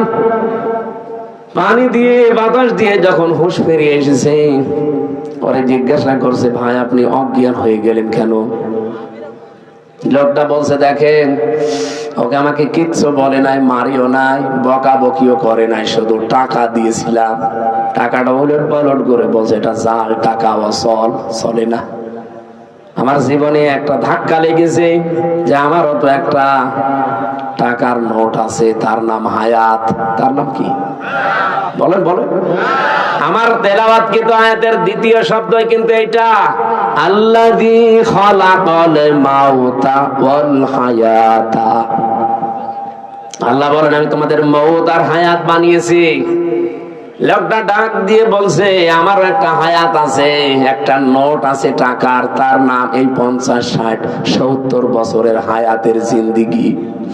আমি যদি এখনই মারা যাই, রব্বুল আলামিন যদি আমার হায়াতটা হাতে করে বলে বান্দা এটা অচল, চলে না। এর ভেতরে শিরিকের কিছু দেখতে পাচ্ছি, এর ভেতরে মানুষ ঠকানো আমল দেখতে পাচ্ছি। এইরকম ভেজাল আমল দিয়ে, এরকম ভেজাল জীবন দিয়ে আমার জান্নাতে যাওয়া যাবে না। এই চিন্তা করে আমি সেন্সলেস হয়ে গেছি। ও নাটোরবাসী, আমরা কোথায় আছি বলেন তো? তারাও তো মানুষ ছিল। কুল্লু নাফসিন যায়িকাতুল মাউত ওয়া ইন্নামা তুওয়াফাউনা উজুরাকুম ইয়াউমাল কিয়ামাহ। সূরা আলে ইমরান 4 নাম্বার পারা 13 নাম্বার পৃষ্ঠা 13 নাম্বার লাইনের 185 নাম্বার আয়াতের প্রথম অংশে আছে। এটা তাফসীর ইবনে কাসিরে পাবেন। রব্বুল আলামিন বলেন প্রত্যেকেই কিন্তু মারা যাবে। এই এদিকে তাকান। এখানে যারা আমরা আছি খুব বেশি হলো আর 60 বছর, 70 বছর, খুব বেশি হলো 100 বছর পরে একজনও থাকবেন না। নতুন মানুষ এই জায়গায় এসে জমিন চাষ করবে, কথা বলেন না কেন? তার মানে 100 বছর পরে আমরা যারা এখানে আছি, নারী পুরুষ সবাই খবরের বাসিন্দা। মাত্র 100 বছর। আর যদি 200 বছর পরে আপনি এই নাটোরের এই জাঠিয়ান এলাকায় এসে যদি বলেন এই বাড়ি আমার, ওই বাড়িতে ওই সময় যারা বসবাস করবে তারা আপনাকে চেনে না, কি? আর আপনিও তাদেরকে চেনেন না, কিন্তু বাড়ি ঘর আপনার, আপনি চিনতে পারছেন। এখন এসে যদি বলেন এই বাড়ি আমার, আল্লাহর কসম আপনাকে ঢুকতে দেবে না। আমি আমার নিজেরটা বলছি, এই যে কোরআন আমার সামনে, আমি জেলখানায় গিয়ে এগুলো আরো বেশি উপলব্ধ করতে পেরেছি, কারণ একা একা থাকতাম। আমার বাবার নাম রিয়াজউদ্দিন, তার বাবার নাম জাহান আলী, তার বাবার নাম নমাজ আলী। এরপরে আমি আর চিনি না, সত্যি কথা বলছি, এরপরের পুরুষ আমি আর চিনি না। আর আমি নমাজ আলীকে দেখি নাই, আমি জাহান আলী পর্যন্ত দেখেছি। এখন এই নমাজ আলীর বাবা মাত্র 70-72 বছর আগে মারা গেছে। এই লোকটা এখন যদি এসে বলে কুষ্টিয়ায় এই 2 তলা বাড়ি আমার, এই ভিটা আমার, ওর দাঁত মুখ খুলে ফেলবো না? ভণ্ডামি করা যায়? কিসের নমাজ আলীর বাবা আপনি? আমি তো নমাজ আলীকে চিনি না। এক কথা বলছে না কেন? বলেন তো, আমার বাবা রিয়াজউদ্দিন, জাহান আলী, নমাজ আলী, তারপরে আমি চিনি না। আমি তো 3 পুরুষ পর্যন্ত বললাম। এ ভাইরে জিজ্ঞাসা করেন তো, 3 পুরুষও পারবে না? খুব 2টা পারবে মনে হয়। তাহলে আমরা 3 পুরুষের আগে 4 নাম্বারটা যদি এখন এসে নাটোরে ওনার বাড়িতে বলে যে এটা তো আমার বাড়ি ছিল, আমি এখানে থাকতে চাই, কসম আল্লাহর যত বড় দাড়ি হোক ও বাড়ি উঠতে দেবে না। বলো, আপনার জায়গা না থাকলে মসজিদে থাকেন, সকালবেলা চলে যান। এই যে পাশের জেলা রাজশাহী, 3 দিন আগের ঘটনা কি ঘটেছে দেখেছেন? 4টা ছেলে মেয়ে ডক্টর, অথচ ট্রেনের নিচে মাথা দিয়ে মরে গেল। 4টা ছেলে মেয়ে, 8 মাস আগে তার বউটা মারা গেছে। না, আমি শুধুমাত্র ওই ছেলে মেয়েকে দোষ দেই না, ওই বাবারও দোষ আছে। কারণ কোরআনে কারিমের যে নির্দেশগুলো ছিল সন্তান হওয়ার পরে 11টা, আপনি খালি জন্ম দিয়ে ছেড়ে দেবেন তা না। ওই 4টা ছেলে মেয়েকে যদিও কোরআনে বর্ণিত 11টা শিক্ষা দিত, যে বৌমা 2টার কারণে লোকটা আত্মহত্যা করলো, ওই রকম বউ ছেলেরা 14টা বাদ দিয়ে দিত। আমাদের জাতির পিতা হযরত ইব্রাহিম আলাইহিস সালাম তার সন্তান ইসমাইলকে বলেছিলেন যে তোমার ঘরের চৌকাঠটা পাল্টিয়ে ফেলো, তার মানে তোমার এই বর আচরণ ভালো না, এরে পাল্টিয়ে ফেলো। উনি কিন্তু বুঝে ফেলেছিলেন যে বাবার মনে দুঃখ দিয়েছে। এজন্য এখানে একটা মাসলা বের হয়, আপনার বাবা যদি ইসলামী কোনো কারণে আপনার বউ বাদ দিয়ে দিতে বলে, বাবার কথা অনুযায়ী বউ বাদ দেওয়া যায়, কিন্তু 4 কারণে। আপনি বাবা ওই যে যৌতুকের টাকা পাইনি এজন্য বাদ দিতে বলছে, ওই রকম বাবার কথা মানা যাবে না। এরকম বাবা আছে না, যে চাহিদা ছিল সে পর্যন্ত হয়তো পূরণ করতে পারেনি। এমনকি অনেকে এই যে বরযাত্রী নিয়ে যাওয়ার সময় ছেলের বাবা এই কথা বলে যে বিয়ায় আমি কিচ্ছু চাই না, শুধু 500 লোক খাওয়াবেন। আপনি কি ফকির নাকি? আর বরযাত্রী যাওয়ার এই সিস্টেমটা বন্ধ করা দরকার। এটা ইসলাম না, এটা হিন্দুদের কালচার। কোথায় পেয়েছেন এই সিস্টেম?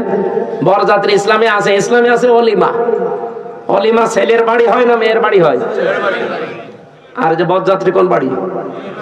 কোথায় পেয়েছেন ঘন্টা? এটা বাদ দেওয়া লাগবে আজকে। যারা এখানে আছেন মুসলমান, অন্তত অন্য ধর্মের লোক নেই, আজকে থেকে হিন্দুদের এই কালচার বাদ। কোন বাড়িতে কেউ বরযাত্রীর দাওয়াত দিলে যাবেন না। বলে না ও হারাম, আমি খাবো কোন কারণে? কারণ মেয়ের বাবা যদি মন থেকে আপনাকে কিছু না দেয়, যা নেবেন, একটা পান নিলেও পানটাও হারাম। আর আপনি মরণের খাওয়া খানছে, 10 পিস করে গোস্ত খায়, তারপরও বলে না কিছুই হয়নি। হবে কি করে? অত রাক্ষস। বরযাত্রী যাওয়া যাবে? গিয়েছেন কোনদিন? এটা বন্ধ করা লাগবে। অলিমা করবেন, অলিমা করা যায় যাচ্ছে। আমি এই কথাটা 3-4 বার বলতাম না, কারণ আমার ছেলে নেই, আমার 3টা মেয়ে, আমার আবার বাঁচা লাগবে না। যদিও ইসলামেও আছে, তারপরও আমার নিজেরও বাঁচা লাগবে ভাই। বারবার করে বলছি বরযাত্রী যাওয়া অলিমা করা হয় ছেলের বাড়িতে, ছেলের বাবারা বুঝুক না। এই যে এই লোকটা ট্রেনের নিচে মাথা দিয়ে মরে গেল, এই যদি ছেলে মেয়েকে আল্লাহর পরে মা বাবার স্থান, এটা যদি কোরআন থেকে হাদিস থেকে ছোটবেলা থেকে শেখাতো এই দিনটা, তাহলে এই দুইটা ছেলে ওর বউ দরকার হয় বাদ দিয়ে দিত, তারপরও বাবাকে ভাবে বাড়ি থেকে বের করে দিত না। লোকটা সারাদিন বাড়িতে জায়গা পায়নি, শেষ পর্যন্ত স্টেশনে না খেয়ে সারাদিন ছিল, সকালবেলা যে মরে গেছে। এরকম সন্তান যেন কারো না হয়। আরে সন্তানের তো শুধু দোষ না ভাই, আপনি ওইভাবেই তৈরি করেছেন তাকে। আল্লাহর পরে যে আপনার স্থান সে তো জানেই না।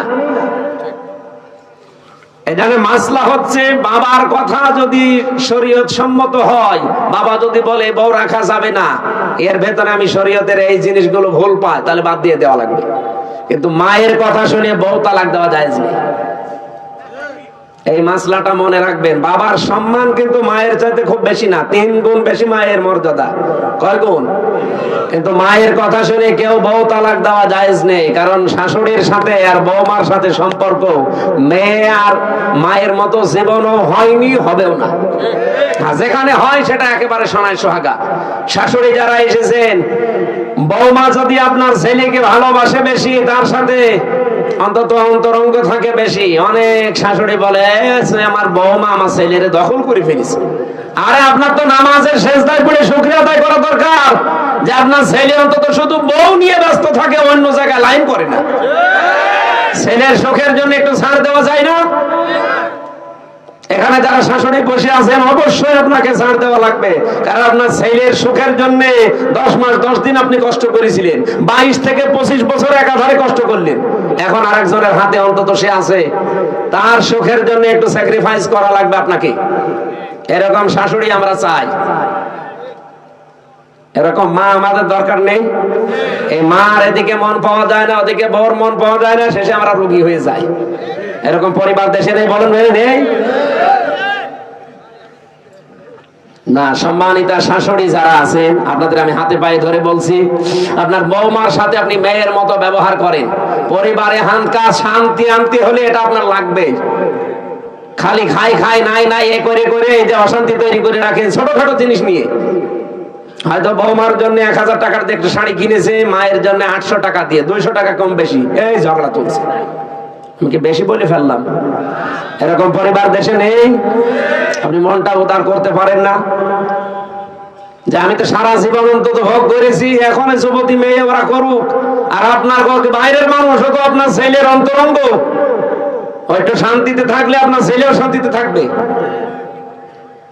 আমি বহু পরিবার এরকম অশান্তি দেখি শুধুমাত্র এই শাশুড়ির ছোট মনের কারণে। নাকি নাটোরে আমার মনে হয় বেশি বলা হয়ে গেল। আছে এরকম মানুষ, আমি জানি। সম্মানিতা মা বোন যারা এসেছেন, বিশেষ করে পুত্রবধূ, আপনি আর 100 বছর পরে বললাম তো থাকবেন না।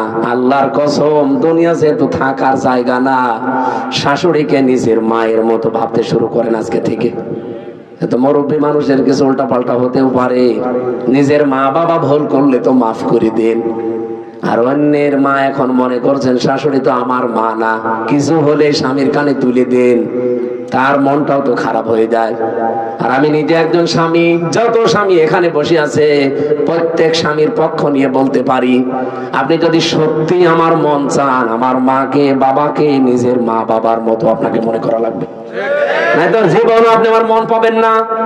হয়তো উপরে আপনাকে ভালোবাসবো আমার ছেলে মেয়ের কারণে, কিন্তু জীবনও আপনি আমার মন পাবেন না। আশা করছি এটা একটু ছাড় দেবেন, নিজের মা বাবার মতো আপনি মনে করে দেখেন পরিবারটা একটা মিনি জান্নাত হয়ে যাবে।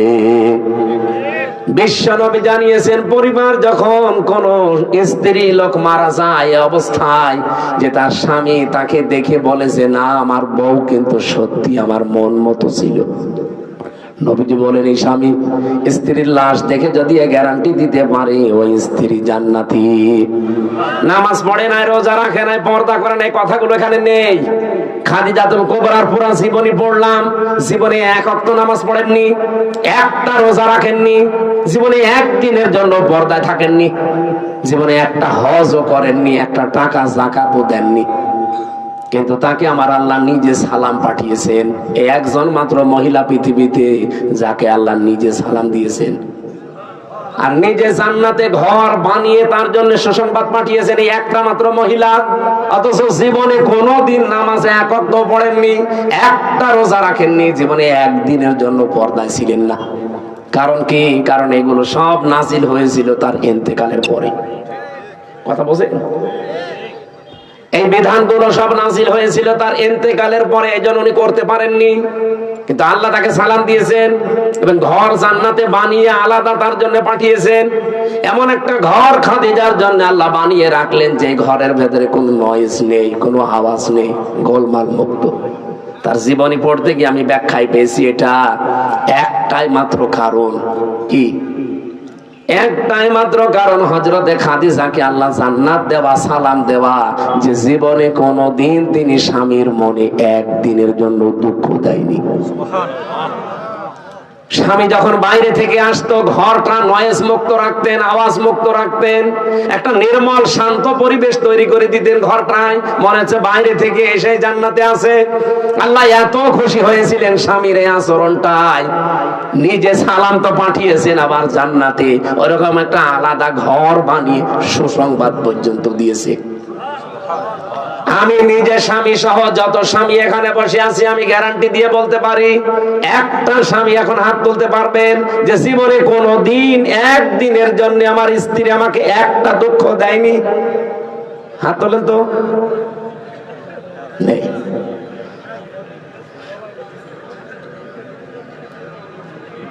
নেই। এই দুইজন তো হাত তুলতে পারে। ক্যামেরা এদিকে মার না, আমি হাসির জন্য বলি নাই, চিন্তা করে দেখেন আমিও হাত তুলতে পারলাম না, যদিও ম্যাডাম মনে হয় দেখছে, যা করে করুক গা, কপালে যা আছে হবে। কি আশ্চর্য মেয়েরা, এই যে হাজার হাজার মহিলারা বসে আছে, ওরা মনে করে নামাজ পড়লে, রোজা রাখলে আর কালো বোরকা পড়লে আমি জান্নাতি। কে বলেছে আপনাকে? খাদিজা তো জীবনে এক ওয়াক্ত নামাজ পড়েনি, একটা রোজা রাখেনি, একটা দিনের জন্য পর্দা ছিল না। জীবনে কোনোদিন একটা দিনের জন্য, একবারের জন্য স্বামীর মনে তিনি দুঃখ দেয়নি। এরকম স্ত্রী তৈরি করা দরকার না? এখানে যারা বসে আছেন আল্লাহ যেন খাদিজার মতো তৈরি করে দেন আপনাদের, বলেন আমিন। না, সিস্টেমটা যদি উল্টিয়ে ফেলি, ওরা যদি বলো হুজুর এটা একটু বলেন তো, এখানে এমন কোন স্বামী আছে কিনা যে জীবনে একদিনের জন্য স্ত্রীকে একটা দুঃখ দেয়নি? একটার প্রতিদিন 20টা করে দুঃখ দিচ্ছে। আমাদেরকে হযরতে আলীর মতো হওয়া লাগবে। আল্লাহ আমাদেরকে এই মানুষগুলোর জীবনে সামনে রেখেছেন কেন? শিক্ষা নেওয়ার জন্য। পরিবারটা জান্নাত হয়ে যাওয়ার কথা, অথচ 100টার প্রায় 99টা পরিবার এখন শান্তি নেই। সে আলেম বলেন, হুজুর বলেন আর জেনারেল বলেন, সবগুলো এখন অশান্তি, এই শুধু ছোট মনের কারণে। আমি দুনিয়ার একটা হিসাব দিচ্ছিলাম, আমি নিজের দাদার বাবাকে পর্যন্ত আর চিনতে পারছি না। 200 বছর পরে আমিও যদি কুষ্টিয়ায় আমার ওই বাড়িতে এসে বলি এই বাড়ি আমি বানিয়েছিলাম, আল্লাহর কসম 200 বছর পরে যারা ওখানে বাস করবে আমারে কুষ্টিয়ায় ঢুকতে দেবে না। এই হচ্ছে দুনিয়া। আল্লাহ এর পরের অংশে দিয়েছেন, ওয়া ইন্নামা তুওয়াফাউনা উজুরাকুম ইয়াউমাল কিয়ামাহ। ও পৃথিবীর মানুষেরা, বুঝে শুনে কাজ কারবার করবা, যা করো না কেন এইটা কিন্তু তোমারে দেওয়া হবে। যা করবা এইটাই তোমাকে দেওয়া হবে। ফামান যুহজিহা আনিন নার, এইটা বলার জন্য আমি এ পর্যন্ত আসলাম, ভালো করে শুনবেন। ফামান যুহজিহা আনিন নার ওয়া উদখিলাল জান্নাতা ফাকাদ ফাজ। এখানে আয়াতের 2টা তাফসীর হয়। আলেম যারা আছেন তাদেরকে বলছি ভালো করে মিলাবেন। প্রথম তাফসীর হচ্ছে, ওই লোকটার জীবন আসল সফল, যাকে আল্লাহ জাহান্নামের আগুন থেকে মাফ করে দিয়ে জান্নাতে দিয়ে দেবে, সে লোকটা সফল। আর একটা তাফসীর হচ্ছে, পৃথিবীর ময়দানে যতদিন সে বেঁচে আছে, জাহান্নামের কাজগুলো যখন আস্তে আস্তে ছেড়ে দিয়ে জান্নাতের কাজের দিকে আস্তে আস্তে এগিয়ে যেতে পারে, তখন সে যেন মনে করে আমি সফল হচ্ছি। আগে নামাজ পড়তো না, এখন ধরেছে। আগে সুদ খেত, এখন ছেড়ে দিয়েছে। এরকম কাজ কারবার গুলো যখন আপনি জাহান্নামের কাজ একটা একটা করে ছেড়ে দিয়ে জান্নাতের কাজের দিকে এগিয়ে যেতে পারবেন, আপনি মনে করবেন আল্লাহ পাক আমাকে জীবন সফল করে দিচ্ছে। আপনি বলেন তো হচ্ছে আপনার জীবনে এটা? না। আগে বিড়ি খেতেন না, এখন আরো খান। আগে সুদ খেতেন না, এখন খান। এমনকি এখানেও আমার মনে হয় এমন এমন মানুষ বসে আছে সুদের টাকা ছেড়ে দেয়, 1000 টাকা দিলে 100 টাকা বেশি দেয়। এরকম মানুষ টাকা ছেড়ে দিয়ে রেখেছে, সেই টাকা ওয়াজ শুনে যে তুলবে। এরকম মানুষ নেই? অলরেডি টাকা ছেড়ে দিয়ে এসেছে, ওয়াজ শেষ করে কালকে যে ওই টাকা তুলবে সুদের টাকা। নাকি এলাকা এখনো শুরু হয়নি? তা কারা কারা সুদের টাকা ছেড়ে দেবেন হাত তোলেন তো। একজু তা দাঁড়িয়ে মানুষ। আপনি কয় টাকা ছেড়েছেন? না, যারা এগুলো ছেড়েছেন আপনি না খেয়ে মরে যান ভাই। সুদের টাকা খাওয়া আর মায়ের সাথে জেনা করার সমান। আরো জোরে বলেন নাউযুবিল্লাহি মিন যালিকা। আল্লাহ আমাদের হেফাজত করুন, আমিন। আমাল হায়াতুদ দুনিয়া ইল্লা মাতাউল গুরুর। আল্লাহ বলেন পৃথিবীর এই জমিনটা পুরা জীবনটাই ধোঁকা, এটা পুরাটা খেল তামাশা, এটা প্রতারণা ছাড়া দুনিয়ার মানুষ কিচ্ছু না। এখনো টের পাচ্ছ না? আমি হামজা যদি এখনই এই অবস্থায় মরে যাই, আপনারা হয়তো খবর পাঠিয়ে দেবেন বাড়িতে যে হামজা মারা গেছে। আমার স্ত্রী আমার ম্যাডামে কাঁদতে কাঁদতে বেহুশ হয়ে যাবে, আমি জানি, এত ভালোবাসি। হয়তো 2-3 দিন 5 দিন 7 দিন খাওয়া দাওয়া হাফ হয়ে যাবে, খেয়ে না খেয়ে পার করবে। 4 মাস 10 দিনের ভেতরে দেখবেন সব স্বাভাবিক হয়ে গেছে। কি তাহলে আমার নিজের একা না, প্রত্যেকের জীবনে এইটা। 4 মাস 10 দিনের ভেতরে ঠিক আমার শ্বশুর ম্যাডামরে নিয়ে অন্য জায়গায় বিয়ে দিয়ে দেবে। কি মাত্র 4-5 দিন সংসার করার পরে ওর বাবার কল দিয়ে বলবে, আব্বা হামজা তো আর কি ছিল, এখন যেটা দিয়েছেন এটা 100 গুণ ভালো। এই হচ্ছে দুনিয়া। আল্লাহ এটা আমাদের বুঝিয়েছেন যে আমাল হায়াতুদ দুনিয়া ইল্লা মাতাউল গুরুর। যে হায়াত শব্দটা আছে না, এইটার ব্যাখ্যা করার জন্য আমি আয়াত পড়লাম। আপনাদের কষ্ট হচ্ছে নাকি ভাই? আর আধা ঘন্টা থাকা যাবে না? অনেক ব্যস্ত মানুষ আছে তো, এই জন্য আমি তাড়াতাড়ি করছি, এরা আবার চলে যাবে তো। আমার ভাইরা, আল্লাহ রাব্বুল আলামিন শুরু করলেন আয়াতের শুরু থেকে দেখবেন, আল্লাযী খালাকাল মাউতা ওয়াল হায়াতা। আমি এমন আল্লাহ কি তোমাদের মউত আর হায়াত আমি বানিয়েছি। এবার চিন্তা করেন, আল্লাহ আয়াত শুরু করার আগে কিন্তু হায়াত আগে দেননি, আগে দিয়েছেন মউত। কি দিয়েছেন? মুফাসসিররা তাফসীর করতে গিয়ে লিখেছেন, আল্লাহ পাক মানুষকে জানাতে চেয়েছেন, পৃথিবীর মানুষেরা পৃথিবীর যত উপরে ওঠো না কেন, এই কথা সব সময় মনে রাখবা যে আমার মরা লাগবে। কি করা লাগবে?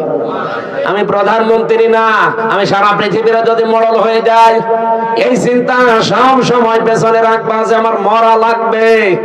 তাহলে দুনিয়ার জীবনটা পরিচ্ছন্ন থাকবে তোমার। মৃত্যুটা এত কঠিন বিষয়। মানুষের নাম আমরা জানি মুহাম্মাদুর রাসূলুল্লাহ, তাকে পর্যন্ত মরণ ছেড়েছে। তাকে কিন্তু অফার দিয়েছিল আজরাইল এসে যে যতদিন থাকতে চান আপনি থাকতে পারবেন দুনিয়ার হায়াতে, এরপরে যখন আপনার ইচ্ছা হবে তখন আপনাকে আমি নিয়ে যাব। নবীজি জিজ্ঞাসা করলেন, ভাই আজরাইল, যদি আমি সত্যি থাকতে চাই কতদিন? যতদিন ইচ্ছা পারবেন, তারপরে মরা লাগবে। কারণ কুল্লু নাফসিন যায়িকাতুল মাউত, এটা সবার জন্য। বিশ্ব নবী তখন ডাক দিয়ে বলেন, ফেরেশতা, মরা যদি লাগে তখন এই নশ্বর দুনিয়ায় আমি আর থাকতে চাই না, আমার মাবুদের কাছে আমারে নিয়ে চলো। হযরত আজরাইল নিজে বর্ণনা করেন যে আমি শুধুমাত্র তার বুকের উপরে হাতটা রেখেছিলাম, বিশ্বনবী মুহাম্মদ রাসূলুল্লাহ চিৎকার দিয়ে বললেন, হাত সরাও। হাতটা সরিয়ে ফেলেছি। ফেরেশতা বলে, হুজুর আমি আজ পর্যন্ত পৃথিবীতে কারো কাছে জান কবজের অনুমতি চাইনি, আজকেই প্রথম। কিন্তু আপনি হাত সরাতে বললেন, আমি কিন্তু জানি আল্লাহর পরে আপনার স্থান। এত আসানে এত সহজে দুনিয়ায় কাউকে আমি কবজ করি নাই, যত আসানে শুধু হাতটা রেখেছিলাম। নবীজি বলেন, আজরাইল এটা যদি তোমার হাত রাখা হয়, মনে হচ্ছে উহুদ পাহাড় আমার বুকের উপরে রেখে দিয়েছে। আমি মুহাম্মদের শরীরে পৃথিবীর মানুষের তুলনায় 70 জন মানুষের শক্তি আমার শরীরে। এত শক্তি আল্লাহ আমার এই শরীরে দেওয়ার পরে তোমার হাত রাখলে যদি আমি হাত সরাতে বাধ্য করতে পারি, যে আমার আর সহ্য হয় না, উহুদ পাহাড় মনে হচ্ছে। আমার গুনাহগার উম্মত যারা দুর্বল, এদের কি আচরণ করবা? যত কষ্ট আছে দুনিয়াতে মরণের, সব আমার বুকের ওপরে আজকে দাও। আমার এতিম উম্মত যারা আমার পরে দুনিয়ায় থাকবে, এদের মরণে এত কষ্ট দিও না। হযরতে আজরাইল ওই দিন একটা গ্যারান্টি দিয়েছিলেন, নবী আপনি চিন্তা করবেন না, আপনার উম্মত যদি পৃথিবী বিষয় যদি কোনো মানুষ নিজে পড়তে পারে ফরজ নামাজের পর, আরে 10টা বিষয় যদি তার প্র্যাকটিক্যাল লাইফে আমল থাকে, এর উপরে যদি জীবন চালাতে পারে, আমি ফেরেশতা গ্যারান্টি দিলাম, মায়ের স্তনে বুক লাগিয়ে মুখ লাগিয়ে মানুষ যেভাবে ঘুমিয়ে যায়, ঠিক ওইভাবে সে ঘুমিয়ে যাবে। এরকম মরণ আমাদের দরকার নেই, বলেন? আয়াতুল কুরসিটার আমল চালাবেন, আর আপনি দেখবেন এর ভেতরে কি আছে। আমার যদি আয়াতুল কুরসির আলোচনা আজকে থাকতো, এই 10টা বিষয়ের ক্ষমতার বিস্তারিত বর্ণনা বলতাম, শুধু হাদিসটা বললাম। ফরজ নামাজের পরে সালাম ফিরিয়েই পড়বেন, আস্তাগফিরুল্লাহ আস্তাগফিরুল্লাহ আস্তাগফিরুল্লাহ 3 বার, আল্লাহু আকবার 3 বার, আল্লাহুম্মা আনতাস সালাম ওয়া মিনকাস সালাম এটা 1 বার, আর আয়াতুল কুরসি। কিছু না পড়লেও এগুলো মাস্ট বি পড়বেনই। আর আস্তে আস্তে যদি এগুলো বুঝতে পারেন যে কি বলছেন, জীবনে যত বেশি সেট করতে পারবেন আপনার চলার প্র্যাকটিক্যাল লাইফে, জীবন চলার পথে, আপনি দেখবেন আপনার জীবন পরিচ্ছন্ন হতে আছে। ওই যে ফামানসু হুসিহানিন নার ওয়া উদখিলাল জান্নাতা ফাকাদ ফাজ, আপনাকে সফল আল্লাহ করে দেবে। আস্তে আস্তে জাহান্নামের কাজ আপনি ছেড়ে দেবেন, জান্নাতের কাজের দিকে আপনাকে ঠেলে ঠেলে আল্লাহ দিয়ে দেবে। আমরা এরকম একটা সুখের মরণ চাই। এরপরের শব্দ ছিল আল হায়াতান, আল্লাহ হায়াত বানিয়েছেন। হায়াত কয় প্রকার? কোরআন শরীফ পড়ে আমি হায়াত পেয়েছি 5 প্রকার। প্রথম হায়াতে আমরা যেটা ছিলাম তার নাম আরমে আরওয়া, রুহের জগৎ, যেটা হযরতে আদম নবীর পৃষ্ঠদেশ থেকে আমাদের সবাইকে আল্লাহ একদিনে বের করেছেন। এজন্য পৃথিবীর প্রতিটি মানুষের হায়াত সমান। এখানে এই তথ্য জানেন না অনেকে। দুনিয়ায় যত মানুষের আগে এসেছে, যত মানুষ এখন আছে, কিয়ামত পর্যন্ত যারা আসবে, সবার হায়াত সমান। এদিকে তাকান, সবার হায়াত সমান। আমি আপনাকে একেবারে শেষ পর্যন্ত মিলিয়ে দেব। আদম আলাইহিস সালামের পর থেকে দুনিয়ায় যারা এসেছে, তারা 1000 বছর, 950 বছর এরকম হায়াত পেত, তারা ওই সময় থেকে চলে গেছে। এরপরে যারা আস্তে আস্তে সিরিয়ালে আসছে, 150 বছর, 200 বছর, 50, 60 বছর পরে পরে চলে যায়, নতুন মানুষ আসে। এই যারা চলে গেল, ওরা কোথায় যাচ্ছে? এই যে হায়াত 5 প্রকার বললাম কেন? আল্লাহ পাক প্রথম হায়াত দিয়েছে আলমে আরওয়া, যেটা আমরা সবাই একসাথে ছিলাম। দ্বিতীয় হায়াতের নাম হচ্ছে আলমে বুতুন, যেটা মায়ের পেটে থাকা লাগে নির্ধারিত সময়, সর্বনিম্ন থাকা লাগে 6 মাস, সর্বোচ্চ 10 মাস 10 দিন, ওটার একটা নির্ধারিত বিরায়। এরপরে আরেকটা হায়াত আছে, তার নাম আলমে দুনিয়া, যেটা আমরা আছি এখন। এরপরে সামনে আরো 2টা বাকি আছে। একটা আছে আলমে বারজাখ, যেটা কবরের জগৎ বলে। অমিওয়ারাইহিম বারজাখুন ইলা ইয়াউমি ইউবাআসুন, তোমাদের এরপরে একটা পর্দার আড়ালের জগৎ আসতেছে, তার নাম বারজাখ, কবর। এরপরে তোমাদের ওঠা লাগবে আলমে আখিরাত, আখিরাতের জগতে। কয়টা পেলাম জগৎ? বলেন বলেন। একটা অলরেডি পার হয়ে গেছে নাকি? 2টা পার হয়ে গেছে, একটা আলমে আরওয়া আর একটা আলমে বুতুন, মায়ের পেট। সামনে আর 2টা বাকি আছে, মাঝখানেরটায় আছে। আরে আগে 2টা গেলে পরে 2টা থাকলে মাঝখানেরটায় থাকা যায় না। এবার একেবারে কিয়ামতের আগের 5 দিন আগে যে লোকটা আসবে দুনিয়ায়, সেও তো মারা যাবে। কথা বলে না কেন? আদম নবীর পরে যে লোকটা দুনিয়ায় এসেছিল, সে 900 বছর মনে করেন ছিল। এই 900 বছর পরেই তো এখন তার আলমে বারজাখ শুরু হয়ে গেছে, কবরের জগৎ। আর কিয়ামতের 5 দিন আগে যে লোকটা আসবে, সেও তো কবরে 5 দিন থাকবে। এই যে আমি হায়াত সমান বললাম, প্রত্যেকের কেন বলেছি জানেন? আমরা তো সব একদিনই আদমের পেট থেকে বের হয়েছিলাম, কিন্তু আগে পরে আসার কারণে প্রত্যেকের কবরের জগৎ কিন্তু একই। হয়তো তারা আগে পাল্টিয়েছে, আমরা পরে আসতেছি। আমরা চলে যাওয়ার পরে যারা আসবে, ওরা তো এখন ওই রকম কবরের জগতে আছে। বারজাখন মানে কি? এই পর্দার আড়াল। এই যে পর্দা দেওয়া আছে, এর পেছনে যারা আছে, ওরা সিরিয়াল করে আসবে, আমরা ওখানে চলে যাব। তাহলে পৃথিবীতে যত মানুষ এসেছে আসবে, এখন আছে, সবার হায়াত কিন্তু সমান। হয়তো দুনিয়ার হায়াত একটু কম বেশি হয়, 5 বছর, কেউ 10 বছর, কেউ 50-100 বছর, কিন্তু আলমে আখেরাতের যে জগৎ, বারজাখের জগৎ, আলমে যেটা ওই যে কি আরওয়ার জগৎ, রুহের জগৎ, এগুলো সবার জন্য সমান। এই 5টা হায়াত আল্লাহ আমাদেরকে দিয়ে বলেন কেন দিলাম? এই মাঝখানের হায়াতটা জানো, দুনিয়ার জগৎ যেটা, লিয়াবলুয়াকুম আইয়ুকুম আহসানু আমালা। আমি আল্লাহ দেখতে চাই তোমাদের ভেতরে এই ছোট্ট হায়াতে সবচাইতে ভালো কাজ কে করে আসতে পারো। আল্লাহ কি কাজ দেখতে চেয়েছেন? আল্লাহ আকসারু আমালা দেয়নি যে বেশি কাজ, না, আল্লাহ ভালো কাজ চাই। বিশ্বের অন্যান্য দেশে ঘুরলাম, তারা যতটুকু কাজ করে কাজটা ভালো করে, এজন্য টেকসই হয়। আমাদের দেশে কাজ বেশি হয়, কাজটা ভালো হয় না, এজন্য টেকসই হয় না। বঙ্গবন্ধু টানেলে এখনই পানি আরম্ভ হয়েছে। পরশু দিনও আমি আসলাম, চট্টগ্রামের বঙ্গবন্ধু টানেলের নিচ দিয়ে এখন পানি উঠতেছে বাম পাশ দিয়ে। 100 বছরের টার্গেট নিয়ে বানানো। এই যে পাবনার উপরের এই যে কি ব্রিজ যেন, এটা কত বছর চলছে বলেন? ওর নিজের মেয়াদ শেষ হয়ে গেছে, তারপরও যা সেটাই আছে।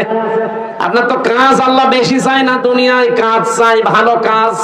কি চাই আল্লাহ? জানে আকসার আমালা দেয়নি যে বেশি বেশি কাজ করো না, কাজ আপনি অল্প করেন, কিন্তু কাজটা যেন, আরো জোরে বলেন, আহসানু আমালার ব্যাখ্যায় আমি আর একটা জিনিস পেয়েছি।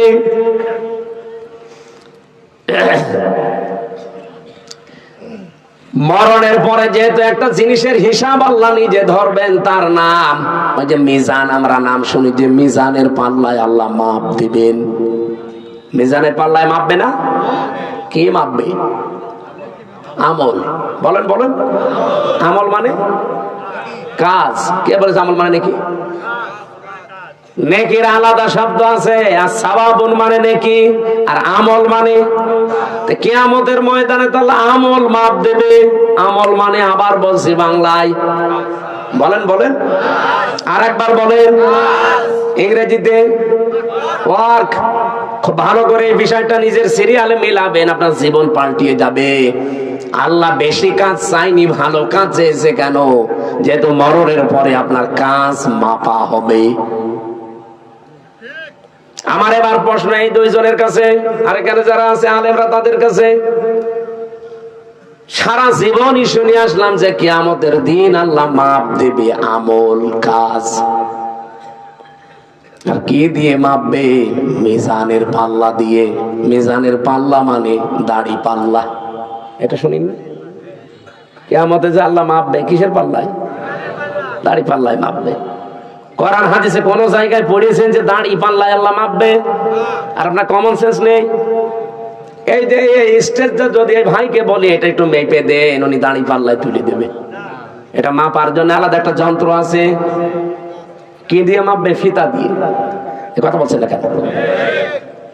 এই যে পানির বোতল দিয়েছিল, এখন যদি বলি ভাই পানিটা মেপে দেন, ফিতা দিয়ে মাপবে। কি দিয়ে? ওটা দাড়ি পাল্লা আছে, স্ক্যান আছে।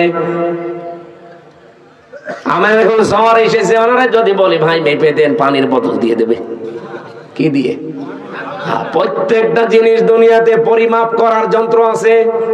প্রতিটি জিনিস মাপ দেওয়ার আলাদা আলাদা যন্ত্র পাবেন, আর আলাদা আলাদা তাদের নামও আছে। এ পর্যন্ত বোঝেন কিনা?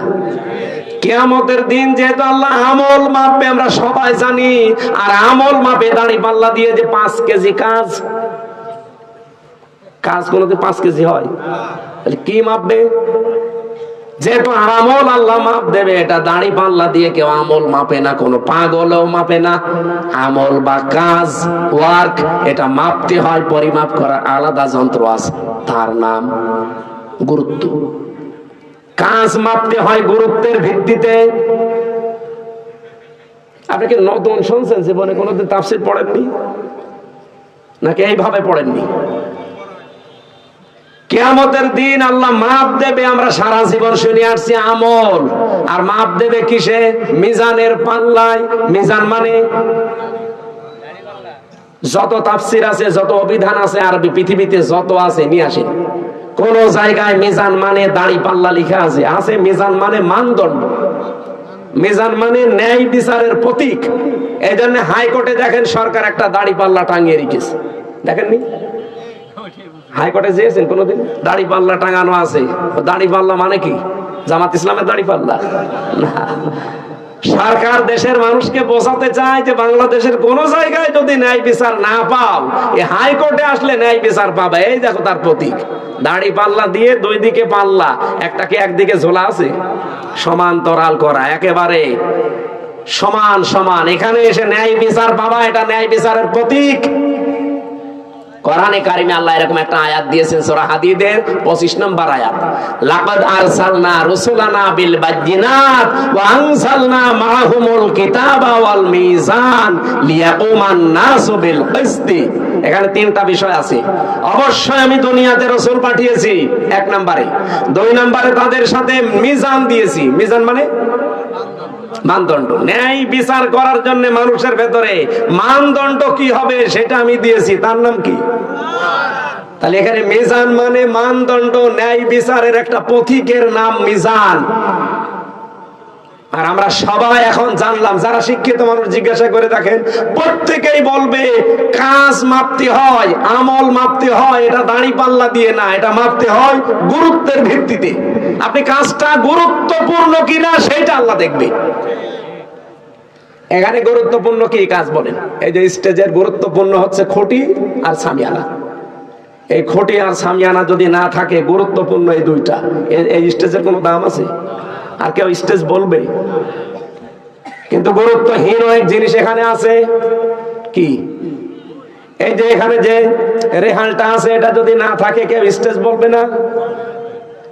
এই যে মাইকটা আছে, এই টেবিলটা আছে, এখানে যে সামিয়ানা দিয়ে রেখেছেন সুন্দর করে, যে লাল কার্পেট, এগুলো যদি না থাকে, ফুল দিয়েছেন, লাইট দিয়েছেন, বলেন তো এগুলো গুরুত্বপূর্ণ না গুরুত্বহীন?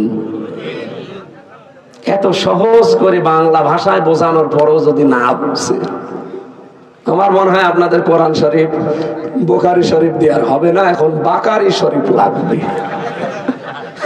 কিভাবে বলবো বলেন তো? সারা জীবন কি শুনে আসলো যে কিয়ামতের দিন মিজানের পাল্লায় আমল মাপবে। আমল মানে কাজ। এই কেজি, এইদিকে 5 কেজি গোনা তুলে দেবে, এইদিকে 6 কেজি নেকি তুলে দেবে, একদিকে ভার হয়ে যাবে, জান্নাতে চলে যাবে। আরে ভাই, আমল কাজ মাপে মানুষ দাড়ি পাল্লা দিয়ে? কোন পাগলে বিশ্বাস করবে? কাজ মাপতে হলে গুরুত্বের ভিত্তিতে মাপা লাগে। আমি এই ভাইকে বললাম, ভাই কুষ্টিয়ায় যান, এই কাজটা করে আসেন। বিকালে বেলা দেখে উনি কাজে না যেয়ে ওই নাটোরের মোড়ে মার্বেল খেলছে। আমার কথার গুরুত্ব দিয়েছে? কাজের গুরুত্ব দিয়েছে? আল্লাহ পৃথিবীতে গুরুত্বপূর্ণ কাজ দিয়েছেন আমাদের জীবনে 500টা। কয়টা? এই কোরআনে আছে 6666 আয়াতের 500 আয়াত শরীয়তের বিধান গুরুত্বপূর্ণ, যেটা এই খুঁটি আর সামিয়ানার মতো। এটা না থাকলে যতই আনুষঙ্গিক কাজ করেন, একটা কাজের মূল্য থাকবে না। কারণ খুঁটি নেই, সামিয়ানা নেই, জীবনে এখানে কেউ আসবেও না স্টেজ বলি। আমি আশা করি কথা কি বোঝাতে চাই আপনি বুঝেছেন। জীবনের গুরুত্বপূর্ণ এই কাজগুলো আজ আমাদের নেই। গুরুত্বহীন যেগুলো, এই টিস্যু বক্স, এই যে এইটা, এই যে সামিয়ানা, এই যে মাইক, এই কার্পেট, এগুলো না হলেও চলে, হয়তো ওইগুলো নিয়ে আমরা আজ মারামারি করছি। বলেন ওইগুলো নিয়ে আজ বাংলাদেশে মারামারি, শুধু দল বেতলে বিভক্ত। অথচ এই 500 আয়াত নিয়ে কোনো জায়গায় মারামারি হয় না। এই 500-র ভেতরে একটা আইন হচ্ছে আল আকিমুদ্দিন ওয়ালা তাতাফাররাকু ফি।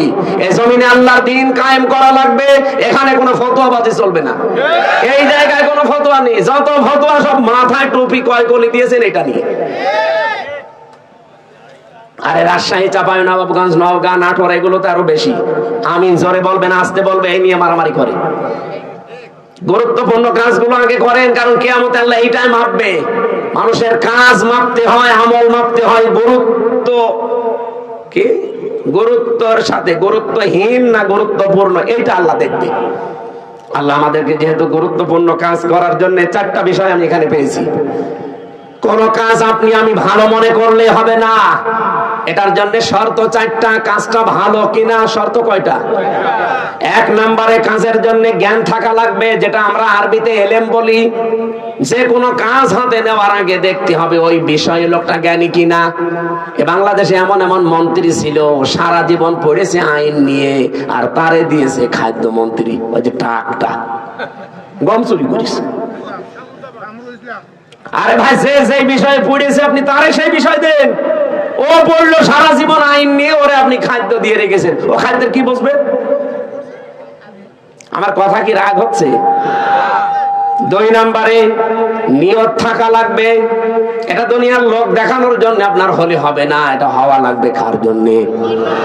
এই জন্য যারা কালেমা পড়েন লা ইলাহা ইল্লাল্লাহ, তাদেরকে আল্লাহ শিখিয়েছেন, তুই বল কুল ইন্না সলাতি ওয়া নুসুকি ওয়া মাহইয়ায়া ওয়া মামাতি লিল্লাহি রাব্বিল আলামিন। সূরা আনআম 8 নম্বর পারা 9 নম্বর পৃষ্ঠা 9 নম্বর লাইনের 163 নম্বর আয়াতে আছে, তাফসীরে ফি জিলালিল কোরআন। আল্লাহ বলেন, নবী আপনি বলেন, আমার নামাজ, আমার কুরবানি, আমার বেঁচে থাকা, আমার মরে যাওয়া দুনিয়ার কারো জন্য না, সব আমি আল্লাহর জন্য করি। নিয়তটা পাকাপাকি করা লাগবে, লোক দেখানোর জন্য করলে হবে না ভালো কাজ। 3 নম্বরে ধৈর্য লাগবে। কি লাগবে? আর এখন মুসলমানদের সবচাইতে বড় সম্পদ এখন পৃথিবীতে এইটা, ধৈর্য ধারণ করা লাগবে।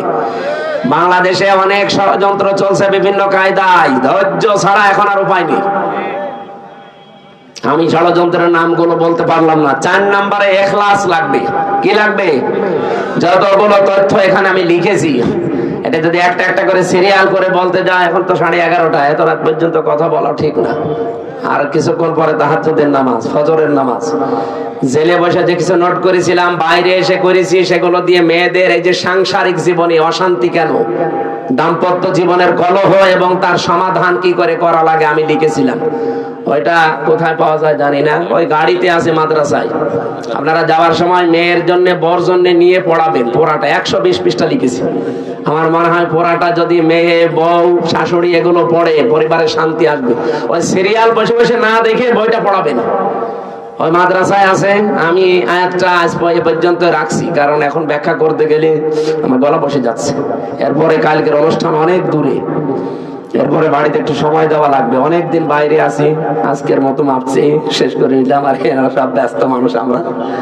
আমি আবার আসবো ইনশাল্লাহ। এই মাদ্রাসার দিকে একটু খেয়াল করা দরকার। মাহতামিম সাহেব আমার কথা বলছিল যে এই জমিটা নেওয়ার জন্য 36 লাখ টাকা লাগবে। এই রকমের 2 টাকা 5 টাকা তোলার তো কাজ না। এখানে দরকার বড় বড় যারা ডনার আছে তাদের। বাংলাদেশে এই যে আমি আকেশ গ্রুপের নাম বললাম, রংধনু গ্রুপের নাম আছে, এরকম যারা মানে মালওয়ালা মানুষ আছে, এদেরকে একটু বলা দরকার। আমি যাতে 3 বছর জেলে না থাকতাম, আমি অনেক জায়গায় হাত দিয়েছিলাম, এগুলো করতে পারতাম, কিন্তু আমার তো সব নষ্ট করে দিয়েছে। এখন আপনি একটু যোগাযোগ রাখেন, আর সামনে আমরা দেখবো বড় কিছু করা যায় কিনা দিনের জন্য। আর আপনারা এলাকার মানুষেরা যতটুকু পারেন সাহায্য করবেন। আল্লাহ আমাদের তৌফিক দিন। এখন যারা মেহমান আছেন, আপনারা যদি কিছু বলেন, আপনারা বলেন, আমরা মুনাজাত করব। আল্লাহুম্মা আমিন। ও প্রশ্ন কই? প্রশ্ন আর এই যে ব্যাগ নিয়ে বেরিয়েছে আর কি বললেন এই মাদ্রাসার বাচ্চারা যারা যাচ্ছে আপনাদের সামনে অথবা এই ড্রাম দেওয়া থাকলে অবশ্যই যাওয়ার সময় সাধ্য মতো দিয়ে যাবে। জান্নাতি কি ছেলে ও মেয়েদের আলাদা হবে? মায়ের পায়ের নিচে সন্তানের জান্নাত আর স্বামীর পায়ের নিচে স্ত্রীর জান্নাত, এটা কিভাবে কি? জান্নাত কি ছেলে ও মেয়েদের আলাদা হবে? এটা আমি বুঝলাম না। ছেলে মেয়ে আলাদা থাকবে কিনা, আলাদা আলাদা জান্নাত কিনা এরকম? হ্যাঁ হ্যাঁ, প্রত্যেকের জন্য তো আলাদা জান্নাত, তার সাথী থাকবে আলাদা, হুর গেলমান যেটা আছে আলাদা। মায়ের পায়ের নিচে সন্তানের জান্নাত, এটা ঠিক আছে। আর জান্নাত তাহাতা আকদামিল উম্মাহাত, কিন্তু এই স্ত্রীর বা স্বামীর পায়ের নিচে স্ত্রীর জান্নাত, এটা হাদিস না, এটা বানানো কথা। আমরা নিজেরা বানিয়েছি খেদমত নেওয়ার জন্য, আমাদের খেদমত করা লাগবে, এটা ঠিক আছে। এটা আর কি এত প্রশ্ন, বাবা বাবা, এত পড়তেই লাগবে অনেক সময়। এটা মনে হচ্ছে কোন মায়ের একটা প্রশ্ন। আমি দেখবো ইনশাআল্লাহ, মোনাজাতের পরে দেখছি। আল্লাহুম্মা আমিন। লা ইলাহা ইল্লা আনতা সুবহানাকা ইন্নী কুনতু মিনাজ জালিমিন। লা ইলাহা ইল্লা আনতা সুবহানাকা ইন্নী কুনতু মিনাজ জালিমিন।